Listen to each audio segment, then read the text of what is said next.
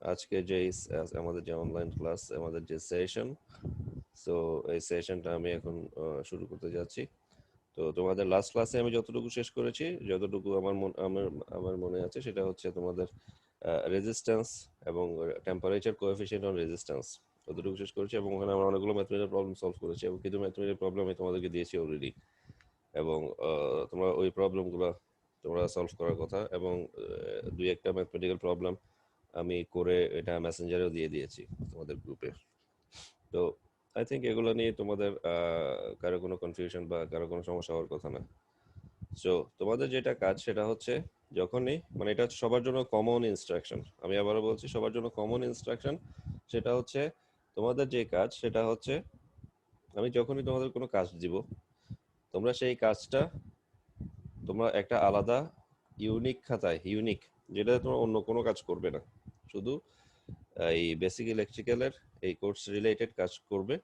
এবং ওখানেই তোমরা তোমাদের সবগুলা হোমওয়ার্ক, মেইনলি যে হোমওয়ার্ক যেটা তোমরা যেভাবে তোমরা স্কুলে করতা, হোমওয়ার্কের জন্য আলাদা খাতা, তো এখানেও সেম একটা আলাদা আলাদা খাতা থাকবে, that is unique, unique for or that is exclusive for this course only.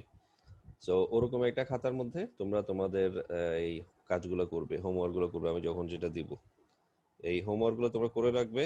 এবং আমি সময় এবং সুযোগ মতো আমি ওই হোমওয়ার্কগুলো তোমাদের কাছে কালেক্ট করব। এখানে একটা বিষয় হচ্ছে, তোমরা কিভাবে এটা হোমওয়ার্কটা করবে সেটা হচ্ছে ডেট ওয়াইজ।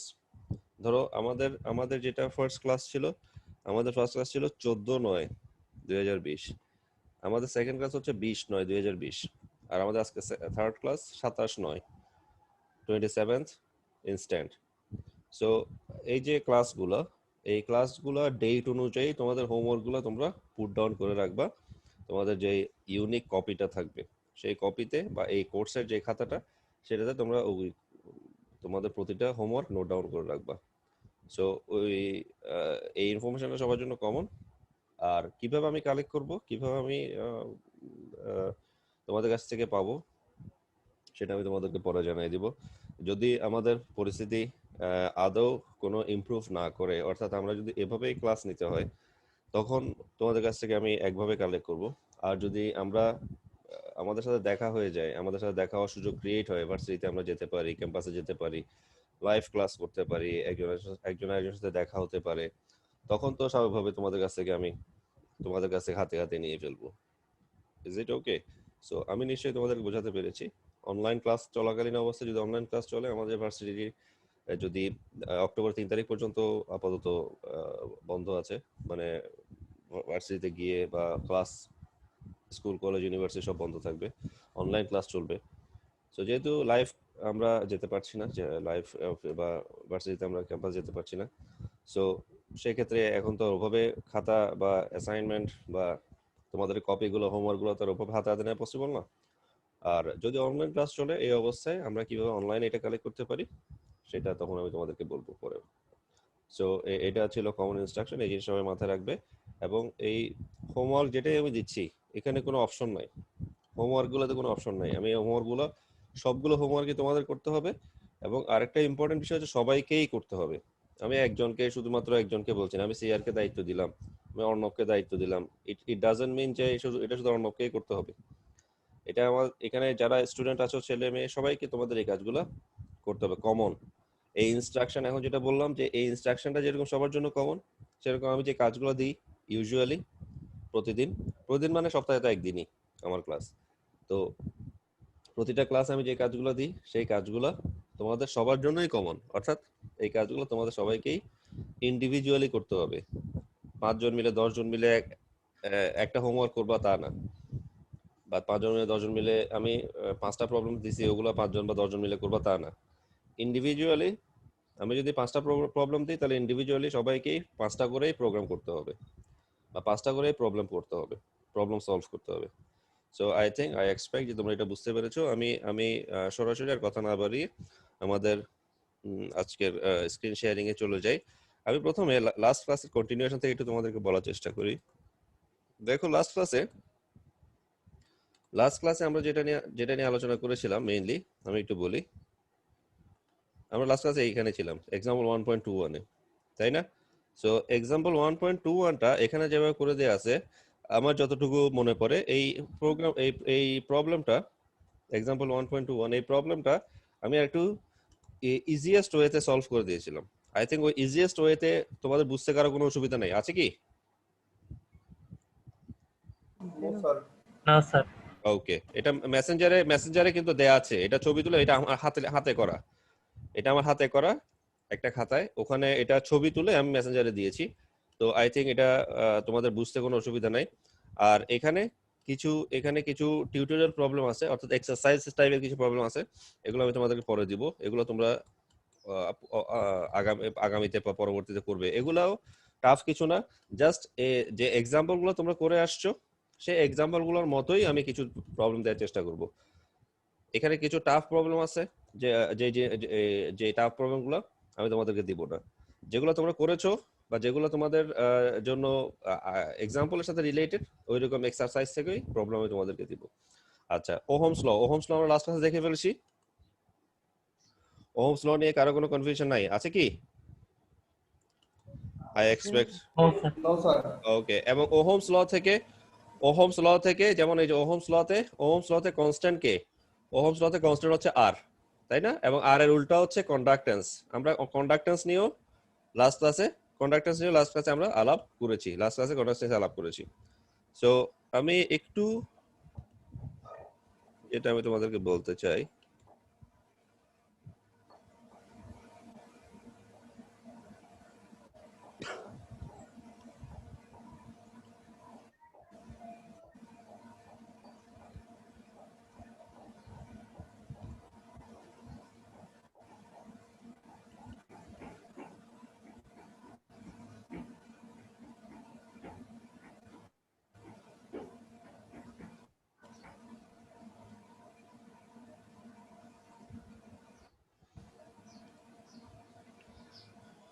ওকে।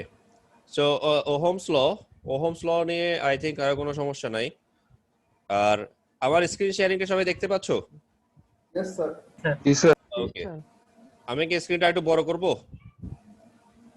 না স্ক্রিনটাকে একটু বড় করব? একটু বড় করলে এখন ঠিক আছে? Okay sir. হ্যাঁ, আচ্ছা, একটু খেয়াল করো। একটা হচ্ছে রেজিস্ট্যান্স ইন সিরিজ, একটা হচ্ছে রেজিস্ট্যান্স ইন প্যারালাল। আচ্ছা, আরেকটা কথা হচ্ছে তোমাদের একজনের কি স্ক্রিনশট নেওয়ার কথা আছে? কার কথা ছিল স্ক্রিনশট নেওয়ার কথা? আমি নিচ্ছি স্যার। তোমার নাম কি? রোহিত? জি স্যার। রোহিত, ওকে, ঠিক আছে, আমার মনে আছে তোমার নাম। তো তোমার কাজ হচ্ছে স্ক্রিনশট নেওয়া, ইম্পর্টেন্ট স্ক্রিনশট গুলো নেওয়া, এবং সেগুলো ক্লাস শেষ হওয়ার পরে আমাদের গ্রুপে সেগুলো দিয়ে দেয়া, তাই তো? আচ্ছা, তো আমরা প্রথমে যে জায়গাটাতে আছি, এই অংশটাতে, যে রেজিস্ট্যান্স ইন সিরিজ, আমরা ফিগারটা পরে দেখব। তো প্রথমে দেখো, আমরা যে জিনিসটা আজকে শুরু করলাম, এটা আমাদের জন্য আজকে ইম্পর্টেন্ট টপিক, ফার্স্ট টপিক। সেটা হচ্ছে বলা হচ্ছে, দেখো, when some conductors having resistances R1, R2 and R3 etc are joined end to end as in figure 1.12, they are said to be connected in series. আমরা একটু ফিগার 1.12 টা দেখে আসি। ফিগার 1.12 টা আমরা একটু দেখে আসি। এই যে ফিগার 1.12, যেমন দেখো, সিরিজ কানেকশন আমরা কাদেরকে বলি? আমরা সিরিজ কানেকশন বলি যে একটা সার্কিট এলিমেন্টের সাথে যখন আরেকটা সার্কিট এলিমেন্ট যুক্ত থাকে, যেমন এখানে R1 এর সাথে R2 যুক্ত, একটা সার্কিট এলিমেন্টের সাথে যখন আরেকটা সার্কিট এলিমেন্ট যুক্ত থাকে, সার্কিট এলিমেন্টরা যুক্ত হওয়ার মধ্যে দুই রকম কানেকশন হতে পারে। একটা হচ্ছে সিরিজ কানেকশন, আরেকটা হচ্ছে প্যারালাল কানেকশন। আমি আবার কথাটা বলি, এই যে এখানে দেখো, R1 একটা সার্কিট এলিমেন্ট, R2 একটা সার্কিট এলিমেন্ট, R3 আরেকটা সার্কিট এলিমেন্ট। এই যে সার্কিট এলিমেন্টগুলো যুক্ত হচ্ছে, এই সার্কিট এলিমেন্টগুলো যুক্ত হওয়াটা উপর ভিত্তি করে দুইভাবে এটাকে ক্যাটাগরাইজ করা যায়, মানে দুইভাবে এটাকে বলা যায়। একটা হচ্ছে এই কানেকশনটার একটা নাম হচ্ছে সিরিজ কানেকশন, আরেকটা হচ্ছে প্যারালাল কানেকশন। এখন প্রথমে আমরা যেটা দেখবো সেটা হচ্ছে সিরিজ কানেকশন। যেমন দেখো, এখানে R1 একটা সার্কিট এলিমেন্ট, R2 একটা সার্কিট এলিমেন্ট, R3 আরেকটা সার্কিট এলিমেন্ট। তাহলে R1 এর প্রথম প্রান্ত একটা থাকবে, R1 এর শেষ প্রান্ত একটা থাকবে। একইভাবে R2 এর একটা প্রথম প্রান্ত থাকবে, একটা শেষ প্রান্ত থাকবে। R3 একটা প্রথম প্রান্ত থাকবে, একটা শেষ প্রান্ত থাকবে। অর্থাৎ সিরিজ কানেকশনটা এরকম যে R1 এর যেটা শেষ প্রান্ত তার সেটা হবে R2 এর প্রথম প্রান্ত, R2 যেটা শেষ প্রান্ত সেটা হবে R3 এর প্রথম প্রান্ত। অর্থাৎ R1 এর শেষ প্রান্তের সাথে R2 এর প্রথম প্রান্ত যুক্ত হবে, R2 এর প্রথম প্রান্তের সাথে R2 শেষ প্রান্তের সাথে R3 এর প্রথম প্রান্ত যুক্ত হবে, একইভাবে R3 শেষ প্রান্তের সাথে অন্য আরেকটা সার্কিট এলিমেন্টের প্রথম প্রান্ত যুক্ত হবে। এভাবে যে কানেকশনটা কনসিস্ট করে, এভাবে যে কানেকশনটা তৈরি হয়, এটাকে বলা হয় সিরিজ কানেকশন। এবং যেহেতু এটা রেজিস্টর, এই যে R1 R2 R3 এগুলো হচ্ছে রেজিস্টর, সার্কিট এলিমেন্ট হচ্ছে রেজিস্টর, রেজিস্ট্যান্স না। কথাটা খেয়াল করো, রেজিস্টর হচ্ছে সার্কিট এলিমেন্ট আর রেজিস্ট্যান্স হচ্ছে রেজিস্টরের ক্যারেক্টারিস্টিক্স বা ধর্ম বা বৈশিষ্ট্য। রেজিস্টরের বৈশিষ্ট্য হচ্ছে রেজিস্ট্যান্স। তাহলে এই যে রেজিস্টর গুলো দেখতে পাচ্ছ এগুলো হচ্ছে সার্কিট এলিমেন্ট। যেহেতু এখানে রেজিস্টর সার্কিট এলিমেন্ট আকারে আছে সেজন্য এই যে সিরিজ কানেকশনটা এটা হচ্ছে রেজিস্ট্যান্সের সিরিজ কানেকশন বা রেজিস্টরদের সিরিজ কানেকশন। এটা যদি বলি রেজিস্ট্যান্স ইন সিরিজ তাও ঠিক হবে, কারণ এখানে আমার আলটিমেটলি এরা সিরিজ কানেক্টেড হওয়ার পরে বা রেজিস্টর গুলো কানেকশন হওয়ার পরে বা রেজিস্টরের যে বৈশিষ্ট্য সেটা হচ্ছে এটাকে আমরা রেজিস্ট্যান্স বলতে পারি। সেজন্য আমরা এটাও বলাটা সঠিক যে resistance in series connection. Okay, so I think এটা তোমরা বুঝতে পেরেছো। তো আমি আমার আগের কন্টিনিউয়েশনে চলে যাই। ওকে, এরপর বলা হচ্ছে, আমি এটা আবার মার্ক করে রাখি, it can be proved that the equivalent resistance or total resistance between points A and D is equal to the sum of the three individual resistances. অর্থাৎ তিনটা ইন্ডিভিজুয়াল রেজিস্ট্যান্সের মান যদি আমরা যোগ করি, অর্থাৎ R1 এর মান, R2 এর মান আর R3 এর মান। খেয়াল করো, R1 কিন্তু R1 যদি সার্কিটে নিয়ে যায় R1 সেক্ষেত্রে হবে একটা রেজিস্টর, কিন্তু R1 এর যেটা মান সেটা হচ্ছে রেজিস্ট্যান্স, R2 এর মান রেজিস্ট্যান্স, R3 এর মান রেজিস্ট্যান্স, কিন্তু R1 R2 R3 এরা হচ্ছে রেজিস্টর। এই জিনিসটা মাথায় রাখবে। তাহলে এই যে কথাটা খেয়াল করো, A থেকে D পর্যন্ত যে তিনটা সার্কিট এলিমেন্ট আছে তাদের সাম বা তাদের যোগফল হবে, তাদের তিনটার ইন্ডিভিজুয়াল রেজিস্ট্যান্সের যোগফল হবে টোটাল বা ইকুইভ্যালেন্ট রেজিস্ট্যান্স। এরপরে আমরা আগাই। Being a series circuit, it should be remembered that number 1, current is the same through all three conductors. খেয়াল করো, এটা মনে রাখতে হবে। প্রথম ইম্পর্টেন্ট কথা, কারেন্ট কি থাকবে প্রতিটা সার্কিট এলিমেন্টে সেম থাকবে, তিনটা সার্কিট এলিমেন্টের মধ্যে দিয়ে এটা সেম থাকবে। 2 নাম্বার কি, but voltage drop across each is different due to its different resistance and is given by Ohm's law. Ohm's লর মাধ্যমে, যেহেতু এটা ওহমস লর মাধ্যমে ডিফাইন করা আছে, এটার ভোল্টেজটা ডিফারেন্ট হবে। তাহলে আমরা প্রথমে দুইটা জিনিস শিখলাম, একটা হচ্ছে সিরিজ কানেকশনে কারেন্টটা সেম থাকবে, ভোল্টেজ ডিফারেন্ট হবে। 3 নাম্বার কি, sum of the three voltage drops is equal to the voltage applied across the three conductors. এখানে থ্রি কন্ডাক্টরস মানে আসলে থ্রি সার্কিট এলিমেন্টস বোঝানো হচ্ছে, থ্রি রেজিস্টরস বোঝানো হচ্ছে। অর্থাৎ তিনটা ভোল্টেজ ড্রপ, এই যে এখানে দেখানো হচ্ছে V1 V2 V3, এদের যোগফলটা V এর সমান হবে। এদের যোগফলটা কার সমান হবে? এই যে অ্যাপ্লাইড ভোল্টেজ V এর সমান হবে, এবং এটার একটা টোটাল ফিগার এখানে দেয়া আছে। তো আমরা একটু সামনে মুভ করি, অ্যাডভান্স করি। তাহলে দেখো যে কথা একটু আগে বললো যে V1 V2 V3 তিনটাকে তুমি যদি অ্যাড করো তাহলে কি পাবা? তুমি V পাবা। আবার V1 মানে কি? IR1, V2 মানে কি? IR2, V3 যেগুলো IR3। এখানে I1 I2 IR3 লিখে নাই, কারণ এই তিনটাতেই একই কারেন্ট যাবে। আইটা কি হবে? সেম হবে। সিরিজ সার্কিটে কারেন্টটা কি হবে? সেম হবে। সো এই জিনিসটা তোমরা সবসময় মনে রাখবে যে সিরিজ সার্কিটে, আমি আবার বলছি, সিরিজ সার্কিটে current same, voltage different. Current same, voltage different. Parallel সার্কিটে কারেন্ট ডিফারেন্ট, কিন্তু ভোল্টেজটা কি হবে? ভোল্টেজটা সেম হবে। সেই জন্য এখানে কারেন্ট ভোল্টেজটা ডিফারেন্ট আছে, কারেন্টটা সেম আছে। সেজন্য I1 R1 I2 R2 I3 R3 এটা লেখা দরকার হয় নাই, অ্যাকর্ডিং টু ওহমস ল। এটা হচ্ছে according to Ohm's law. V is equal to IR, এই যে V is equal to IR। অর্থাৎ আমরা এখান থেকে বলতে পারি যে আমাদের যে সূত্র সেটা হচ্ছে, আমরা নরমালি ইউজুয়ালি ইউজুয়ালি প্রথম আমরা যে সূত্রটা জানি সেটা হচ্ছে v is equal to IR। যেহেতু v is equal to IR, তো ওখান থেকে আমরা এই জিনিসটা লিখতে পারি যে v এর মান এখানে IR যদি বসাই দিই, যে এখানে v এর মান যদি IR বসাই, আর এগুলো তো বসাই দিলাম, তাহলে এখান থেকে আমি যদি আইটাকে উভয় পক্ষ থেকে বাদ দিয়ে দিই, from the both side I will be eliminated, then R equal to R1 plus R2 plus R3. That's very easy to understand. And after that তুমি এটা তোমরা খুব ভালো করে জানো, যেমন R is equal to 1 by G, R1 1 by G1, R2 1 by G2, 1 by G3 ইত্যাদি ইত্যাদি। সো এই যে বিষয়টা, তো এই জিনিসটা আমাদের জন্য খুব টাফ কিছু না। এবং স্বাভাবিকভাবে এখানে সিরিজ সার্কিটের আমাদের কিছু মেইন ক্যারেক্টারিস্টিক্স আছে, সিরিজ সার্কিট মেইন ক্যারেক্টারিস্টিক্স আছে, এই ক্যারেক্টারিস্টিক্সগুলো তোমরা মনোযোগ দিয়ে এই ক্যারেক্টারিস্টিক্স দেখে ফেলবা। তো এই জিনিসটা মাথায় রাখবে যে আমাদের কারেন্ট সেম হবে, ভোল্টেজ ডিফারেন্ট হবে, ভোল্টেজ ড্রপস আর এডিটিভ, অর্থাৎ ভোল্টেজ ড্রপসটা বাইরে তুমি অ্যাড করতে হবে।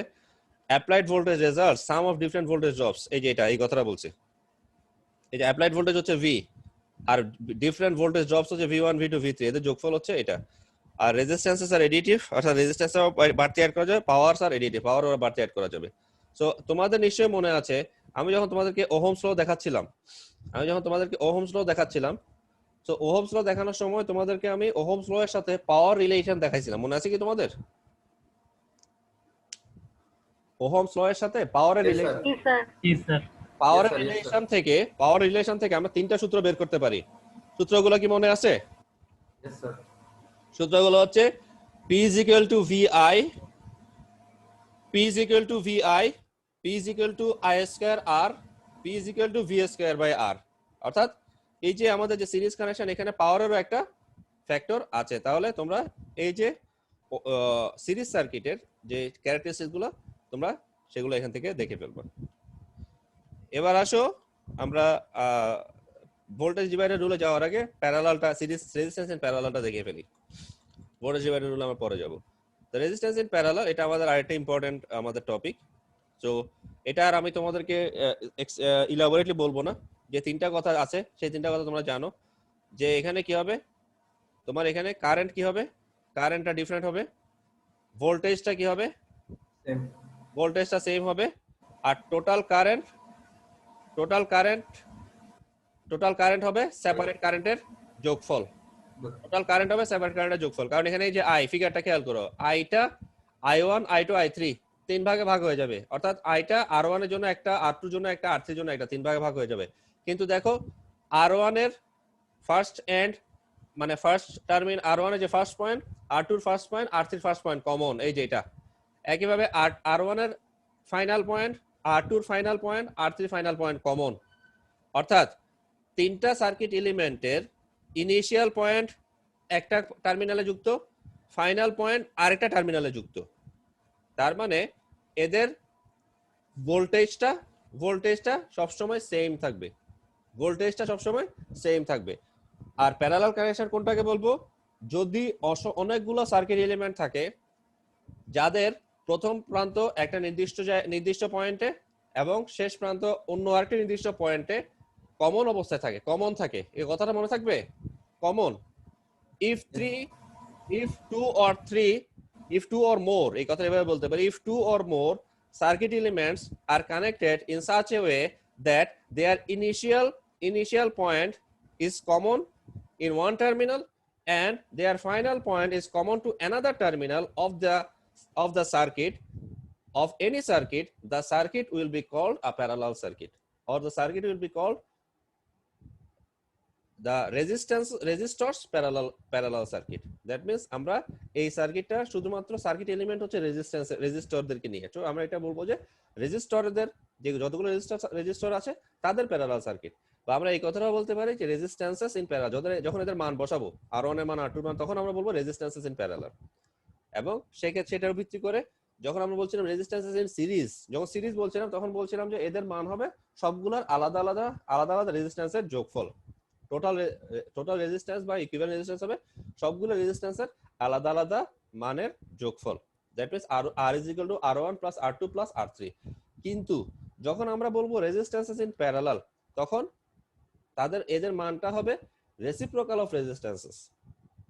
অর্থাৎ টোটাল রেজিস্ট্যান্সের রেসিপ্রোকাল বা টোটাল রেজিস্ট্যান্সের যে মানটা সেই মানটা হবে রেসিপ্রোকাল অফ ইন্ডিভিজুয়াল রেজিস্ট্যান্সেস, এবং সেটা কি আমি একটু পরে বলছি। তাহলে আমরা যখন দুই বা ততোধিক সার্কিট এলিমেন্ট, এখানে সার্কিট এলিমেন্টের এক্সাম্পল হচ্ছে রেজিস্টর। তো এই সার্কিট এলিমেন্টটা দুই বা ততোধিক সার্কিট এলিমেন্ট যদি একটা সার্কিটে যুক্ত থাকে এবং তাদের যুক্ত হওয়ার ওয়ে যদি এমন থাকে যে their first end is connected to a common terminal and their final end is connected to another common terminal, the circuit will be called a parallel circuit. So I think you can understand that. And after that, yeah, third topic, the third point, what it's included here, that is the total current is the sum of the three separate currents. That means I is equal to I1 plus I2 plus I3. That's very easy. And from Ohm's law, we know I is equal to V by R. I is equal to V by R. And this value will be put down here. I is equal to V by R. And as you know that in a parallel circuit, V is unique. That is, V is common to all. That is, V will not be changed. So there will not be V1, V2, or V3. And we can write that I1 is equal to V by R1, not V1 by R1, not V2 by R2, not V3 by R3, only V by R1, V by R2, V by R3, and I is equal to V by R. You can put down here. So ultimately we can write V by R is equal to something like that, and V will be eliminated from the both side, and then you can write 1 by R is equal to 1 by R1 plus 1 by R2 plus 1 by R3. And you know, as usual, that is 1 by R is equal to G, and 1 by R1 G1, etc. So up to n, it will be like this: G is equal to G1 G2, sorry, G1 plus G2 plus G3. And again you will have some main characteristics of parallel circuit, and which will be as like as some characteristics you can find as like as series circuit, like powers are additive. And you know, in series circuit voltage is different, but here voltage will be same. In series circuit current is different, current is same, but in parallel circuit current will be different. And branch currents are additive. That means you can add here branch currents. These are the branch currents. I will be dividing the branch currents I1, I2, and I3. And conductances are additive. That means it's in this parallel circuit. It is another addition, conductance. It will not included in series circuit. You know, conductance are additive and powers are additive. I think these are very much easy for you to understand about the series and parallel circuit. So excuse me. So I can show you a fact that by writing now that there will be a connection in this series and parallel circuits of resistances with capacitance. So if you are interested, I can show you this.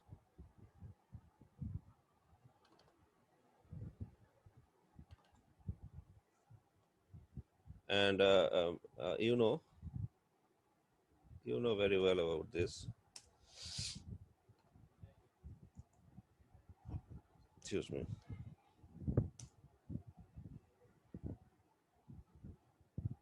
Okay, I think my screen share, I have just opened a Word file, and I think you are not watching this now. I think I believe you are watching this. Yes, sir. My blank Word file. Okay. So I can easily write here. So first we can write resistance in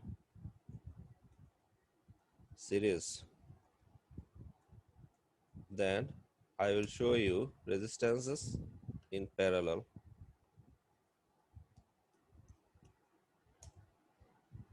I can show you resistances in parallel. Then I will show you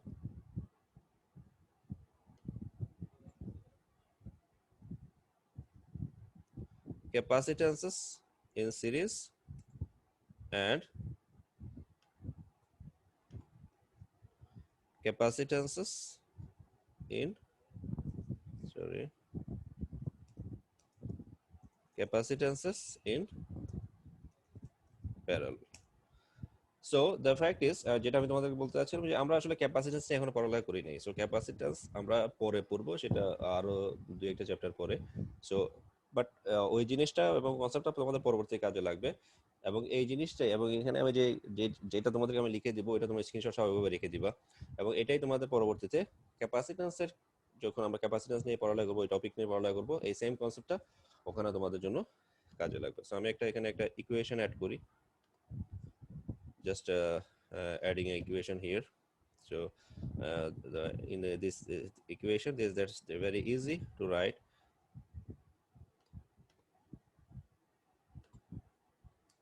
Plus R3.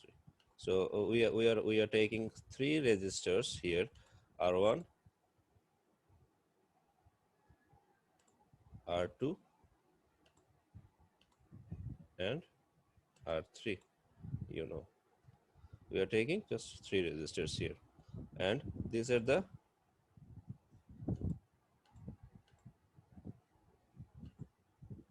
okay.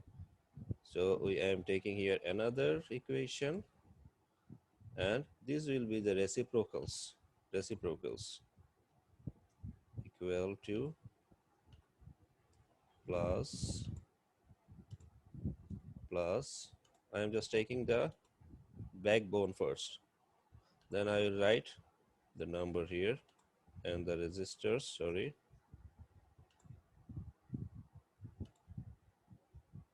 and here will be another suffix. Okay, I am just including another suffix, you know, this one is R1, this one is 1, another suffix will be included here,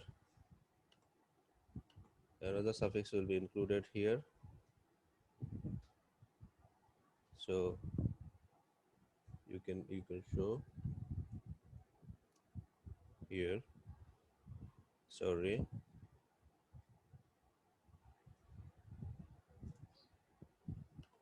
another suffix.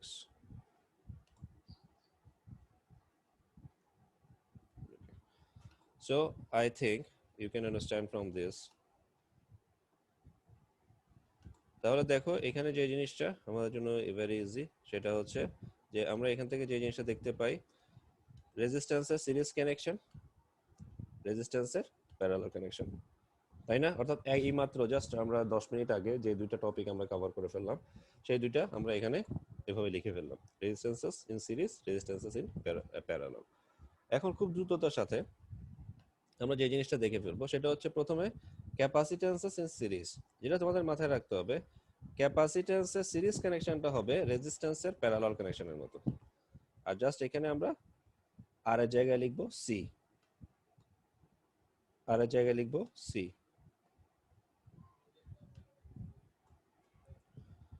আর রেজিস্ট্যান্সের যেটা series connection, সেটা ক্যাপাসিট্যান্সের ক্ষেত্রে হবে parallel connection, সেটা ক্যাপাসিট্যান্সের ক্ষেত্রে হবে parallel connection.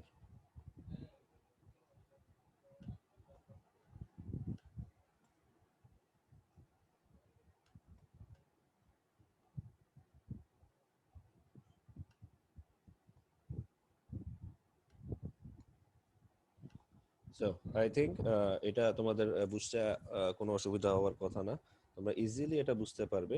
So in that sense তোমরা এই জিনিসটা এভাবে মাথায় রাখবে যে আমরা রেজিস্ট্যান্স এবং ক্যাপাসিট্যান্সকে এভাবে মিলাইতে পারি, এভাবে তাদের মধ্যে আমরা অ্যানালজি ক্রিয়েট করতে পারি। অ্যানালজি মানে হচ্ছে কম্প্যারিজন ক্রিয়েট করা, তুলনা করা।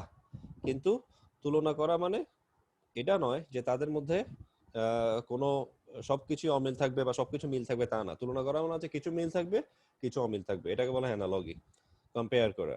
সো এখানে আমরা রেজিস্ট্যান্স এবং ক্যাপাসিট্যান্স কম্পেয়ার করলাম, এবং স্বাভাবিকভাবে তোমরা এটা একটা স্ক্রিনশট নিয়ে রাখতে পারো। এবং আই থিঙ্ক যে তোমরা আচ্ছা আমি R2 বলি, তোমার স্ক্রিনশট নেওয়ার আগে এখানে আমি আরেকটা কমন জিনিস অ্যাড করি একটু স্ক্রিনশট নেওয়ার আগে। Wait a while please.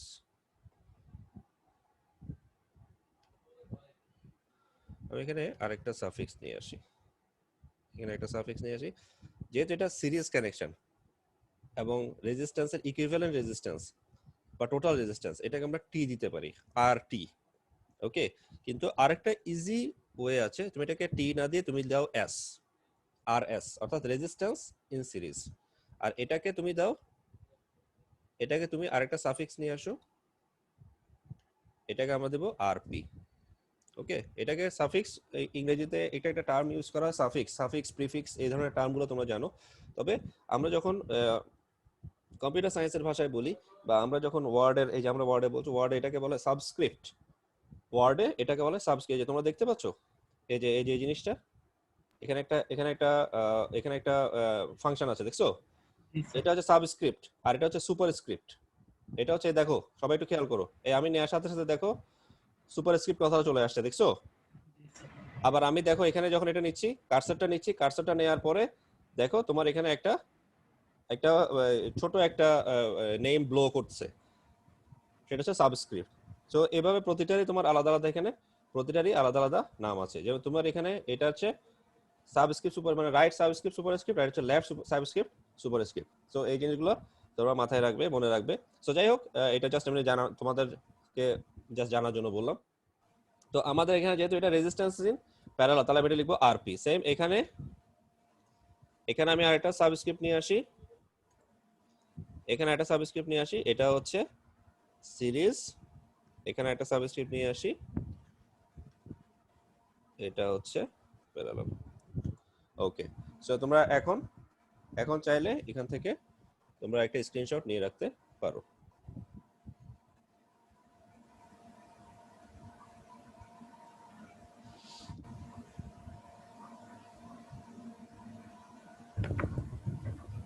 Okay, so আমি তাহলে এখান থেকে এখন মুভ করি, আমাদের স্যার আমাদের আমাদের আবার আমরা আমাদের আগের জায়গায় চলে যাই।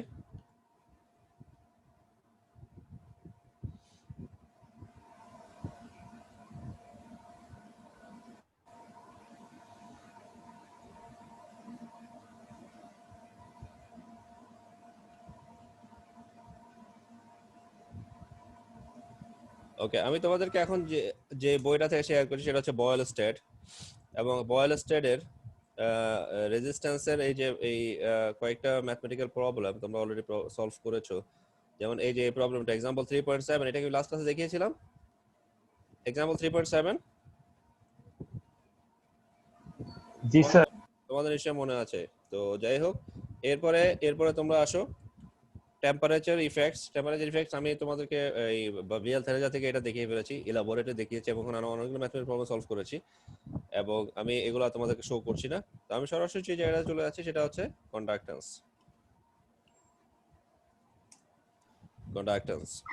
সো আই থিঙ্ক এই কন্ডাক্ট্যান্স নিয়েও সবাই একটু খেয়াল করো, কন্ডাক্ট্যান্স নিয়েও কারো কোনো সমস্যা থাকার কথা না। এটা আমি তোমাদেরকে ওহমস ল দেখানোর সময় কন্ডাক্ট্যান্সের বিষয়ে তোমাদের দেখিয়েছি যে G is equal to 1/r। আবার আমাদের এখানে আরেকটা সূত্র আছে যে R is equal to rho L by A, তাই না?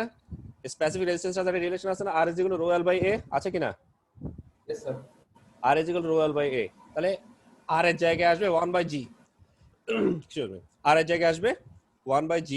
সো ইন দ্যাট সেন্স, তো আমরা এখান থেকে বলতে পারি G is equal to A by rho L, ultimate সূত্রটা দাঁড়াবে এটা, G is equal to A by rho L। So এখান থেকে আমরা একটা একটা ছোট এখানে একটা ম্যাথমেটিক্যাল প্রবলেম দেয়া আছে।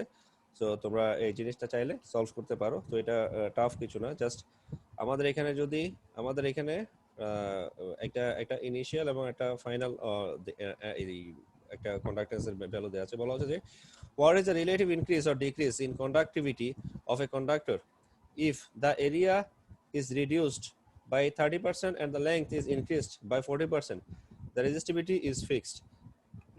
Excuse me. তো আলটিমেটলি এই ধরনের একটা প্রবলেম তোমরা সলভ করেছো, যদিও ওখানে ওইটা রেজিস্ট্যান্স বা স্পেসিফিক রেজিস্ট্যান্স নিয়েছিল, আর এখানে কন্ডাক্ট্যান্সের ব্যাপারটা আসবে। অর্থাৎ তোমার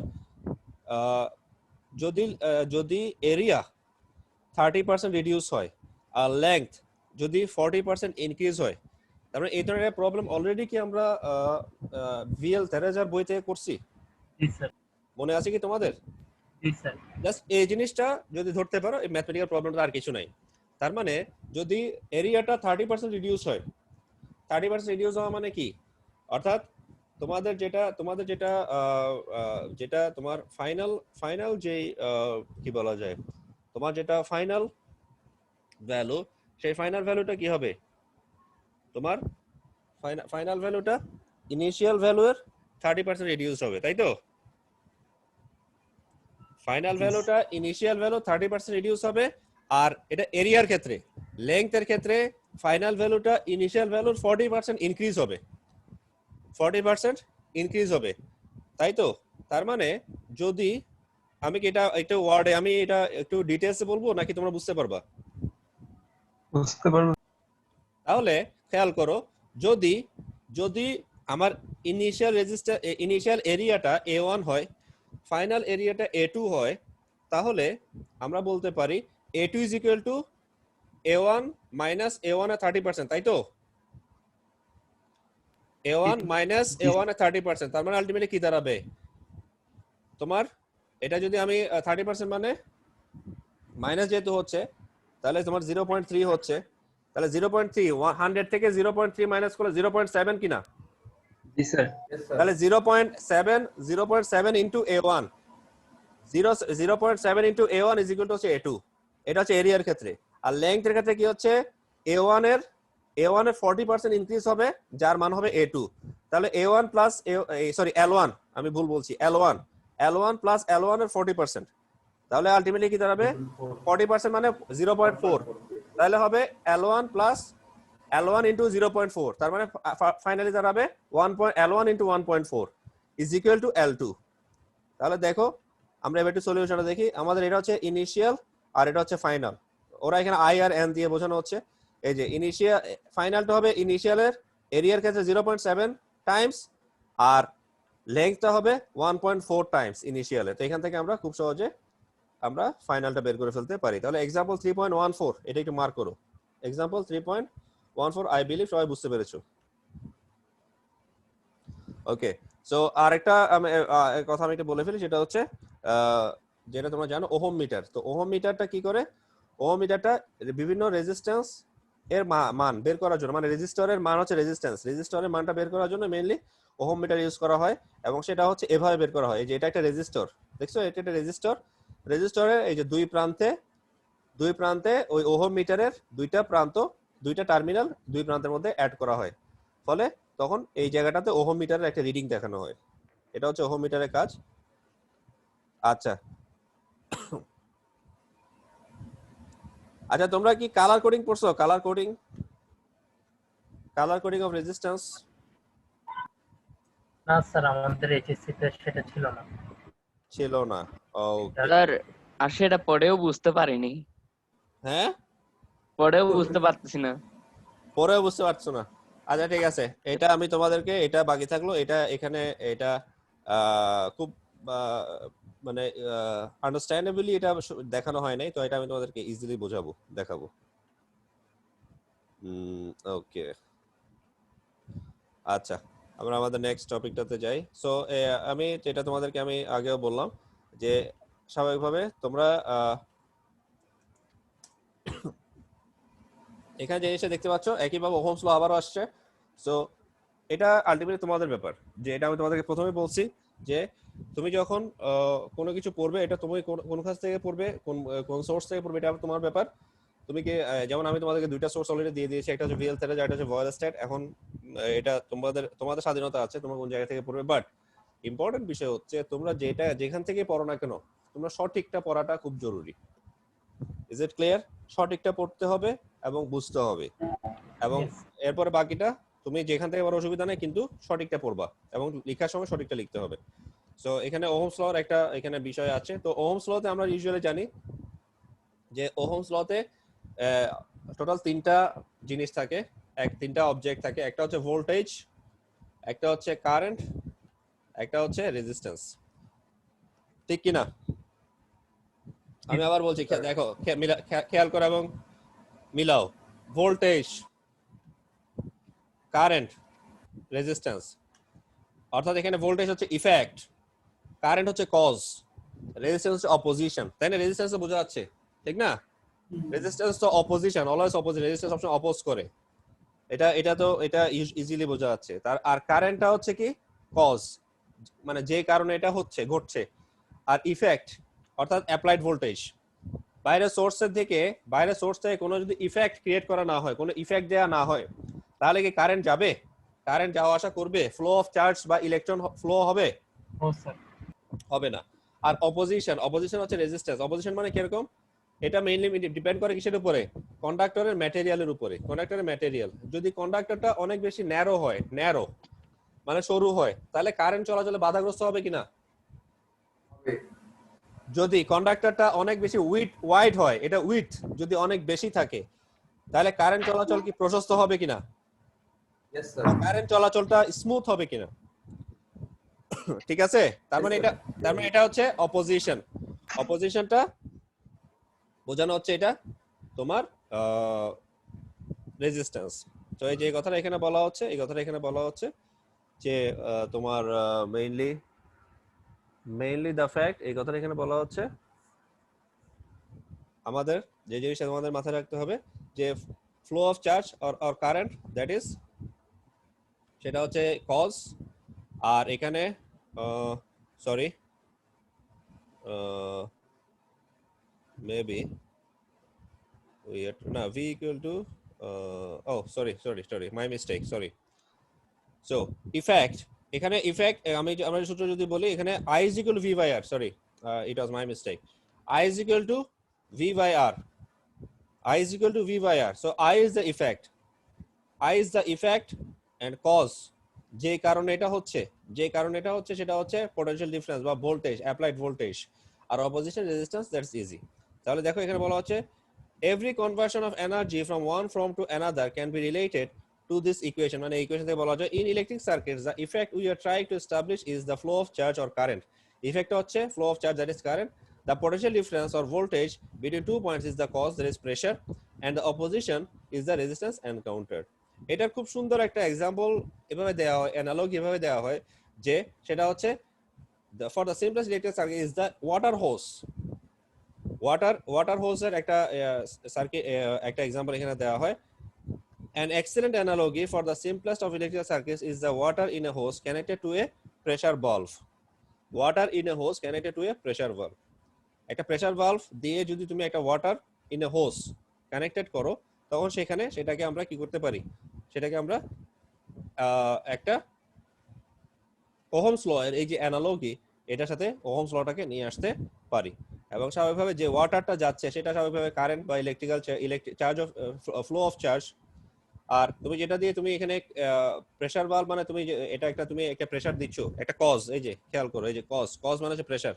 এটা প্রেসার দিচ্ছ বা প্রেসার ক্রিয়েট করছো, একটা কজ দিচ্ছ, অ্যাপ্লাই করছো, এটা হচ্ছে অ্যাপ্লাইড ভোল্টেজ। আর হোস মানে হোস পাইপ, তোমরা জানো মাঝে মাঝে এই টার্মটা ইউজ করি বিভিন্ন জায়গায় আগুন লাগলে, ফায়ার সার্ভিস, ফায়ার ব্রিগেডের এই যে ওরা যে বড় বড় পাইপগুলো ইউজ করে পানি দেওয়ার জন্য বা আগুন নিভানোর জন্য, সেটাকে বলা হয় হোস পাইপ। এটা তোমরা এই টার্মটা অনেকেই জানো। তাহলে এই হোস পাইপটা যত মোটা হবে পানি তত বেশি যাবে, হোস পাইপটা যত সরু হবে চিকন হবে পানি তত কম যাবে। এবং এটা দিয়ে ওহমস লটাকে এভাবে ডিটারমাইন করা যায়। আর এগুলো আমরা জানি, এই জিনিসগুলো আমি আর বলছি না, তো এই জিনিসগুলো আমরা খুব ইজিলি বুঝতে পারি। আর এগুলো কমন কিছু প্রবলেম, এগুলো আমার মনে হয় না তোমাদের কারো কোনো বুঝতে অসুবিধা হবে। সো এগুলো খুব ছোটখাটো প্রবলেম। এক্সাম্পল 4.1, এক্সাম্পল 4.2 মার্ক করে রাখো, এগুলো তোমাদের কাজ। এক্সাম্পল 4.1, এক্সাম্পল 4.2, এক্সাম্পল 4.1, এক্সাম্পল 4.2, এবং কিছু ইয়াতে এক্সাম্পলে তোমাদের বেসড অন সার্কিট থাকবে, কিছু প্রবলেমে বেসড অন সার্কিট থাকবে, সেই সার্কিটটা তোমাদের দেয়া থাকবে। ওকে,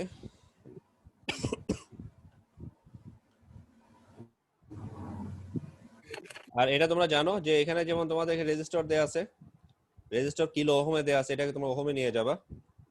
এখানে কিলো ওহমে যদি দেয়া আছে এটা ওহমে নিয়ে যাবা, 1000 দিয়ে গুণ করে 1000 × 10⁻³ আর বাকিটা ওকে। আর এখানে আমরা যখন ওহমস ল যখন আমরা প্লট করতে যাই, তখন ওহমস ল প্লট করার জন্য আমাদের যে জিনিসটা কাজে লাগে সেটা হচ্ছে আমরা এটাকে বলি আইভি ক্যারেক্টারিস্টিক্স। এটাকে আমরা কি বলি? আইভি। ক্যারেক্টারিস্টিক্স, অর্থাৎ এই যে ওহমস ল যখন আমরা ড্র করতে, ওহমস লটাকে যখন আমরা গ্রাফিক্যালি প্লট করতে যাই, গ্রাফিক্যালি যখন আঁকতে যাই, তখন আমাদের এরকম একটা সার্কিট আমাদের বা এরকম একটা গ্রাফ আমাদের দরকার হয়, যেখানে আমরা সার্কিটটাকে গ্রাফের মাধ্যমে রিপ্রেজেন্ট করতে পারি। এবং এটার এক্স অ্যাক্সিসে হচ্ছে ভোল্টেজ মানে ভি, আর ওয়াই অ্যাক্সিস হচ্ছে আই মানে কারেন্ট। তাহলে এটাকে বলা হয় আইভি ক্যারেক্টারিস্টিক্স বা আইভি গ্রাফ বা আইভি প্লট ইত্যাদি ইত্যাদি। ওকে, এখান থেকে এই মানগুলো এভাবে আসতে পারে। আর এখানে তোমাদের কিছু ম্যাথমেটিক্যাল প্রবলেম বা জিওমেট্রি থেকে তোমরা কিছু ইকুয়েশন তোমরা এখান থেকে চাইলে কালেক্ট করতে পারো। যেমন আমরা স্ট্রেট লাইন বা সরল রেখার ক্ষেত্রে আমরা যে ইকুয়েশনটা আমরা জানি সেটা হচ্ছে এইটা, y = mx + b। এই ধরনের কোন ইকুয়েশন কি তোমার পড়ে আসছিলা? Yes, sir. Proceed. হ্যাঁ, এই ইকুয়েশনটা এখানে কাজে লাগবে। আবার আরেকটা হচ্ছে স্লোপ বা যাকে আমরা বাংলা বলে ঢাল, m। তাহলে m = হচ্ছে এটা, হচ্ছে এখানে del y by del x, এটা হচ্ছে ঢাল। এখানে del y মানে হচ্ছে i এর মান, আর del v মানে হচ্ছে এখানে del x মানে হচ্ছে del v। এবং ওইটা থেকে আসবে del i, সেটা হচ্ছে আলটিমেটলি আমাদের যে সূত্রটা দাঁড়াবে সেটা হচ্ছে 1/r। এখান থেকে আমরা এটা এভাবে বের করতে পারবো। ওকে, সো আমি এখান থেকে আর কিছু দেখাচ্ছি না। ওকে, এবার চলে আসো, আমাদের যে জিনিসটা দরকার সেটা হচ্ছে পাওয়ার। যদিও পাওয়ারের সাথে যেটা রিলেশন ওহমস ল এর, তোমরা একটু কাইন্ডলি কি তোমাদের মাইক্রোফোনগুলো অফ করবে? যাদের মাইক্রোফোন অন আছে তারা একটু কাইন্ডলি মাইক্রোফোনগুলো অফ করো। Thank you. আই থিংক এখন একটু সবার জন্য শুনতে ইজি হবে। ওকে, সো তোমরা একটু দেখো যে তোমাদের ওহমস ল এর সাথে আমরা যখন পাওয়ার রিলেশন মেক করছিলাম, তখন এই যে এই তিনটে ইকুয়েশন আসছিল, তাই না? দেখছো এই তিনটে ইকুয়েশন আসছিল কিনা, মনে আছে? জি P sir. = vi, P = v²/p² i²r। So কিভাবে আসছে আমি একটু পরে দেখাচ্ছি, আমি একটু আগে বলে ফেলি। পাওয়ার এবং এই দুইটা জিনিস আমি একসাথে বলার চেষ্টা করব। একটা হচ্ছে পাওয়ার আর একটা হচ্ছে এনার্জি। সো পাওয়ারটা আসলে কি? আমরা মাঝে মাঝে আমাদের ইয়ার পয়েন্ট অফ ভিউ থেকে আমরা মাঝে মাঝে আমরা এমন ভাবে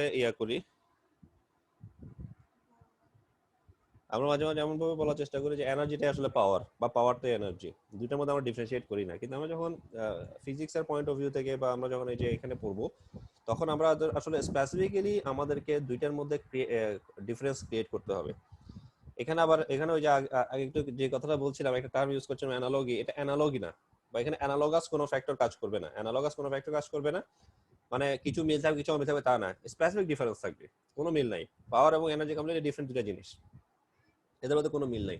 সো কেন মিল নাই এটা আমি বলি। প্রথমে দেখো, পাওয়ার মানে বোঝানো হচ্ছে তুমি তোমাকে যদি একটা নির্দিষ্ট পরিমাণ কাজ তোমাকে দেওয়া হয়, সেটা তুমি যদি ইউনিট অ্যামাউন্ট অফ টাইমে, অর্থাৎ একক সময়ে সেটা যদি তুমি কাজটা করতে পারো, একক সময়ে বা স্পেসিফিক অ্যামাউন্ট অফ টাইমে তুমি যদি কাজটা করতে পারো, তাহলে সেটাকে বলা হবে পাওয়ার।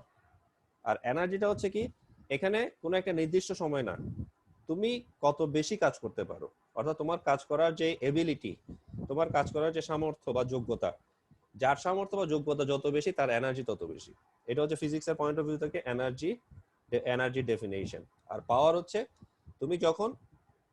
তোমাকে যখন একটা নির্দিষ্ট সময় দেওয়া হবে, স্পেসিফিক অ্যামাউন্ট অফ টাইম দেওয়া হবে, সেই স্পেসিফিক অ্যামাউন্ট অফ টাইমের মধ্যে তুমি কি পরিমাণ কাজ করতে পারছো, অর্থাৎ সোজা কথায় rate of doing work. So আমি একটু বলা হচ্ছে যে power is an indication of how much work can be done in a specified amount of time, that is a rate of doing work.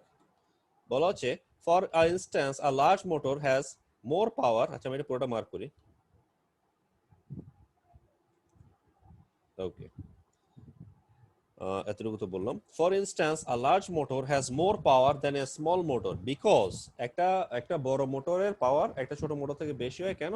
it can convert more electrical energy into mechanical energy in the same period of time. স্বাভাবিক একটা মোটরের কাজটা কি? মোটরের কাজটা হচ্ছে electrical এনার্জিকে mechanical এনার্জিতে convert করা। যেমন আমাদের ফ্যানগুলোতে কি থাকে? ফ্যানগুলোতে মোটর থাকে না? তাহলে ফ্যানগুলোতে আমাদের এটা প্রথমে যেটা জানি, আমরা যখন শক্তির রূপান্তর পড়ে আসছিলাম অনেক আগে থেকে, বা কনভার্সন অফ এনার্জিস পড়ে আসছিলাম, সো এখানে প্রথম এক্সাম্পল যে আমরা যখন বলছি যে ইলেকট্রিক্যাল এনার্জিকে মেকানিক্যাল এনার্জিতে কনভার্ট করা, সো এই যে ইলেকট্রিক্যাল এনার্জিকে মেকানিক্যাল এনার্জিতে কনভার্ট করা, এটার একটা এক্সাম্পল আমরা দিতাম ফ্যান, তাই না? বা ইলেকট্রিক মোটর, ফ্যান বলতাম বা ইলেকট্রিক মোটর বলতাম। তাই যে এটার কাজটা কি? ইলেকট্রিক মোটরের কাজ হচ্ছে কি ইলেকট্রিক্যাল এনার্জিকে মেকানিক্যাল এনার্জিতে কনভার্ট করা। আর এটার উল্টাটা কে করে? মেকানিক্যাল এনার্জিকে ইলেকট্রিক্যাল এনার্জিতে কে কনভার্ট করে? এটার জন্য আমরা এক্সাম্পল দিতাম জেনারেটর বা ডায়নামো। এইটা এই এক্সাম্পলটা আমরা দিতাম যে যারা মেকানিক্যাল এনার্জিকে, অর্থাৎ একটা মেশিনের এনার্জি থেকে ইলেকট্রিসিটি জেনারেট করে। যেমন একটা জেনারেটর বা ডায়নামো যখন চলে, ওখান থেকে আমরা মাঝে মাঝে বিভিন্ন বিয়ের প্রোগ্রামে, বিভিন্ন বড়সড় প্রোগ্রামগুলোতে যখন আমরা দেখি যে ডেকোরেশন থেকে জেনারেটর ভাড়া করা হয়। কেন জেনারেটর ভাড়া করা হয়? যেহেতু এখানে অসংখ্য মানুষের সমাগম হওয়ার চান্স আছে এবং অসংখ্য বিরাট একটা গ্যাদারিং হবে, তো অসংখ্য লাইট এবং ফ্যানের দরকার হবে বাড়তি। তো যেটা লাইট এবং ফ্যানগুলো তোমার ইউজুয়াল যে ইলেকট্রিক্যাল কানেকশন বা পিডিবির বা পল্লী বিদ্যুতের কানেকশন সেটা দিয়ে পসিবল না। তো সেই জন্য বাড়তি করে একটা পাওয়ার সোর্স, সোজা কথা যে কথাটা আমি এখানে বলতে সেটা হচ্ছে পাওয়ার সোর্স অ্যাড করা। সেই পাওয়ার সোর্সটা হচ্ছে একটা জেনারেটর বা ডায়নামো। অর্থাৎ এটা মেশিন, এই মেশিনটা যখন চলছে ওই মেশিন থেকে একটা ইলেকট্রিসিটি জেনারেট হচ্ছে।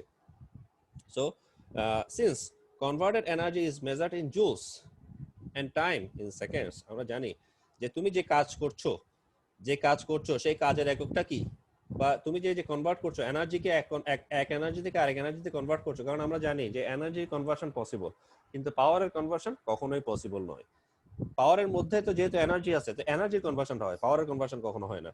সো এই যে ওয়ার্ক ডান হচ্ছে অথবা এনার্জি থেকে এনার্জি কনভার্ট করছো, ওয়ার্ক ডান এবং এনার্জি দুইটার এককই সেম, সেটা হচ্ছে জুল।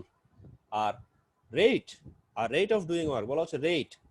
এই যে রেট কথাটা, রেট মানে হচ্ছে তোমার রেট, যেটা বলা যায় সেটা হচ্ছে, যেমন মাঝে মাঝে বলা হয় রেট হচ্ছে পার্সেন্টেজ রেট বা শতকরা হার, সেটাও রেট হইতে পারে। আবার রেট হচ্ছে তুমি যখনই কোনো কিছু উইথ রেসপেক্ট টু টাইম করবা, অর্থাৎ সময়ের সাপেক্ষে কোনো কিছু করবা, সেটাও রেট। অর্থাৎ দুইটাই হইতে পারে। ওকে, দুইটাই রেট হইতে পারে। আমি কথাটা আবার বলি, একটা হচ্ছে তোমার আমরা যে অঙ্কের ক্ষেত্রে বলি পার্সেন্টেজ রেট, পার্সেন্টেজ, যে এখানে এই যে তুমি এখানে কোনো কিছু একটা জায়গায় ইনভেস্ট করছো, ইনভেস্ট করার মধ্যে তোমার এখানে রেট কত থাকবে, পার্সেন্টেজ রেট, বা তোমার বেনিফিট কতটুকু থাকবে, পার্সেন্টেজ বেনিফিট কতটুকু থাকবে, মানে এখানে পার্সেন্টেজ রেটটা বোঝানো হচ্ছে। বা তুমি যে এখানে ব্যাংকে তুমি ইনভেস্ট করছো, তোমার এখানে ব্যাংকের যে ইন্টারেস্ট রেটটা কত হবে, রেট, এই যে রেটটা বোঝানো, সেটা হচ্ছে পার্সেন্টেজ রেটের কথা বলা হচ্ছে। মানে 100-তে 100 বোঝানো হচ্ছে, অর্থাৎ 100টাই হচ্ছে তোমার পার্সেন্টের হাইয়েস্ট ভ্যালু, 100%। আমরা বলি যে কোনো কিছু যখন ঠিক, আমরা বলি যেটা 100% কারেক্ট, তার মানে এটা 100-এর উপরে কোনো কিছু নাই, এটা হচ্ছে রেট বোঝানো হয়। আরেকটা রেট হচ্ছে যে তুমি যখন কোনো কিছু উইথ রেসপেক্ট টু টাইম, মানে সময়ের সাপেক্ষে কোনো কাজ যখন করবে, তখনও সেটাকে রেট বোঝানো হয়, বা আমরা যেটাকে বলি হার, বাংলা এটাকে বলা হয় হার। তবে এটা আবার মেয়েরা এখন খুশি হওয়ার সুযোগ নাই, কারণ এটা আবার মেয়েদের যেই অর্নামেন্ট, সেই অর্নামেন্টের কথা এখানে কোনো অবস্থাতে বলা হচ্ছে না। সো এটা হচ্ছে আমাদের তোমরা বলতে পারো যে শক্তি, আমরা মাঝে মাঝে বলি শক্তি ক্ষয়ের হার, তাপ ক্ষয়ের হার, বা সময়ের হার, এই যে কথাগুলো বলা হয়, এই হার, যেখানেই হার বা রেট কথাটা আছে সেটা হচ্ছে সময়ের সাপেক্ষে। আরেকটা হচ্ছে পার্সেন্টেজ রেট, যেটা একটু আগে বললাম। সো ইন দ্যাট সেন্স, যেহেতু সময়ের কথাটা আছে, সেটা সময়ের একক হবে সেকেন্ড, আর শক্তির একক হবে জুল। তা এরপরে বলা হচ্ছে power is measured in joules per second. According to the definition, এই জুল পার সেকেন্ড কে বলা হয় ওয়াট, এবং আলটিমেটলি পাওয়ারের যে ইলেকট্রিক্যাল ইউনিট অফ মেজারমেন্ট সেটা হবে ওয়াট।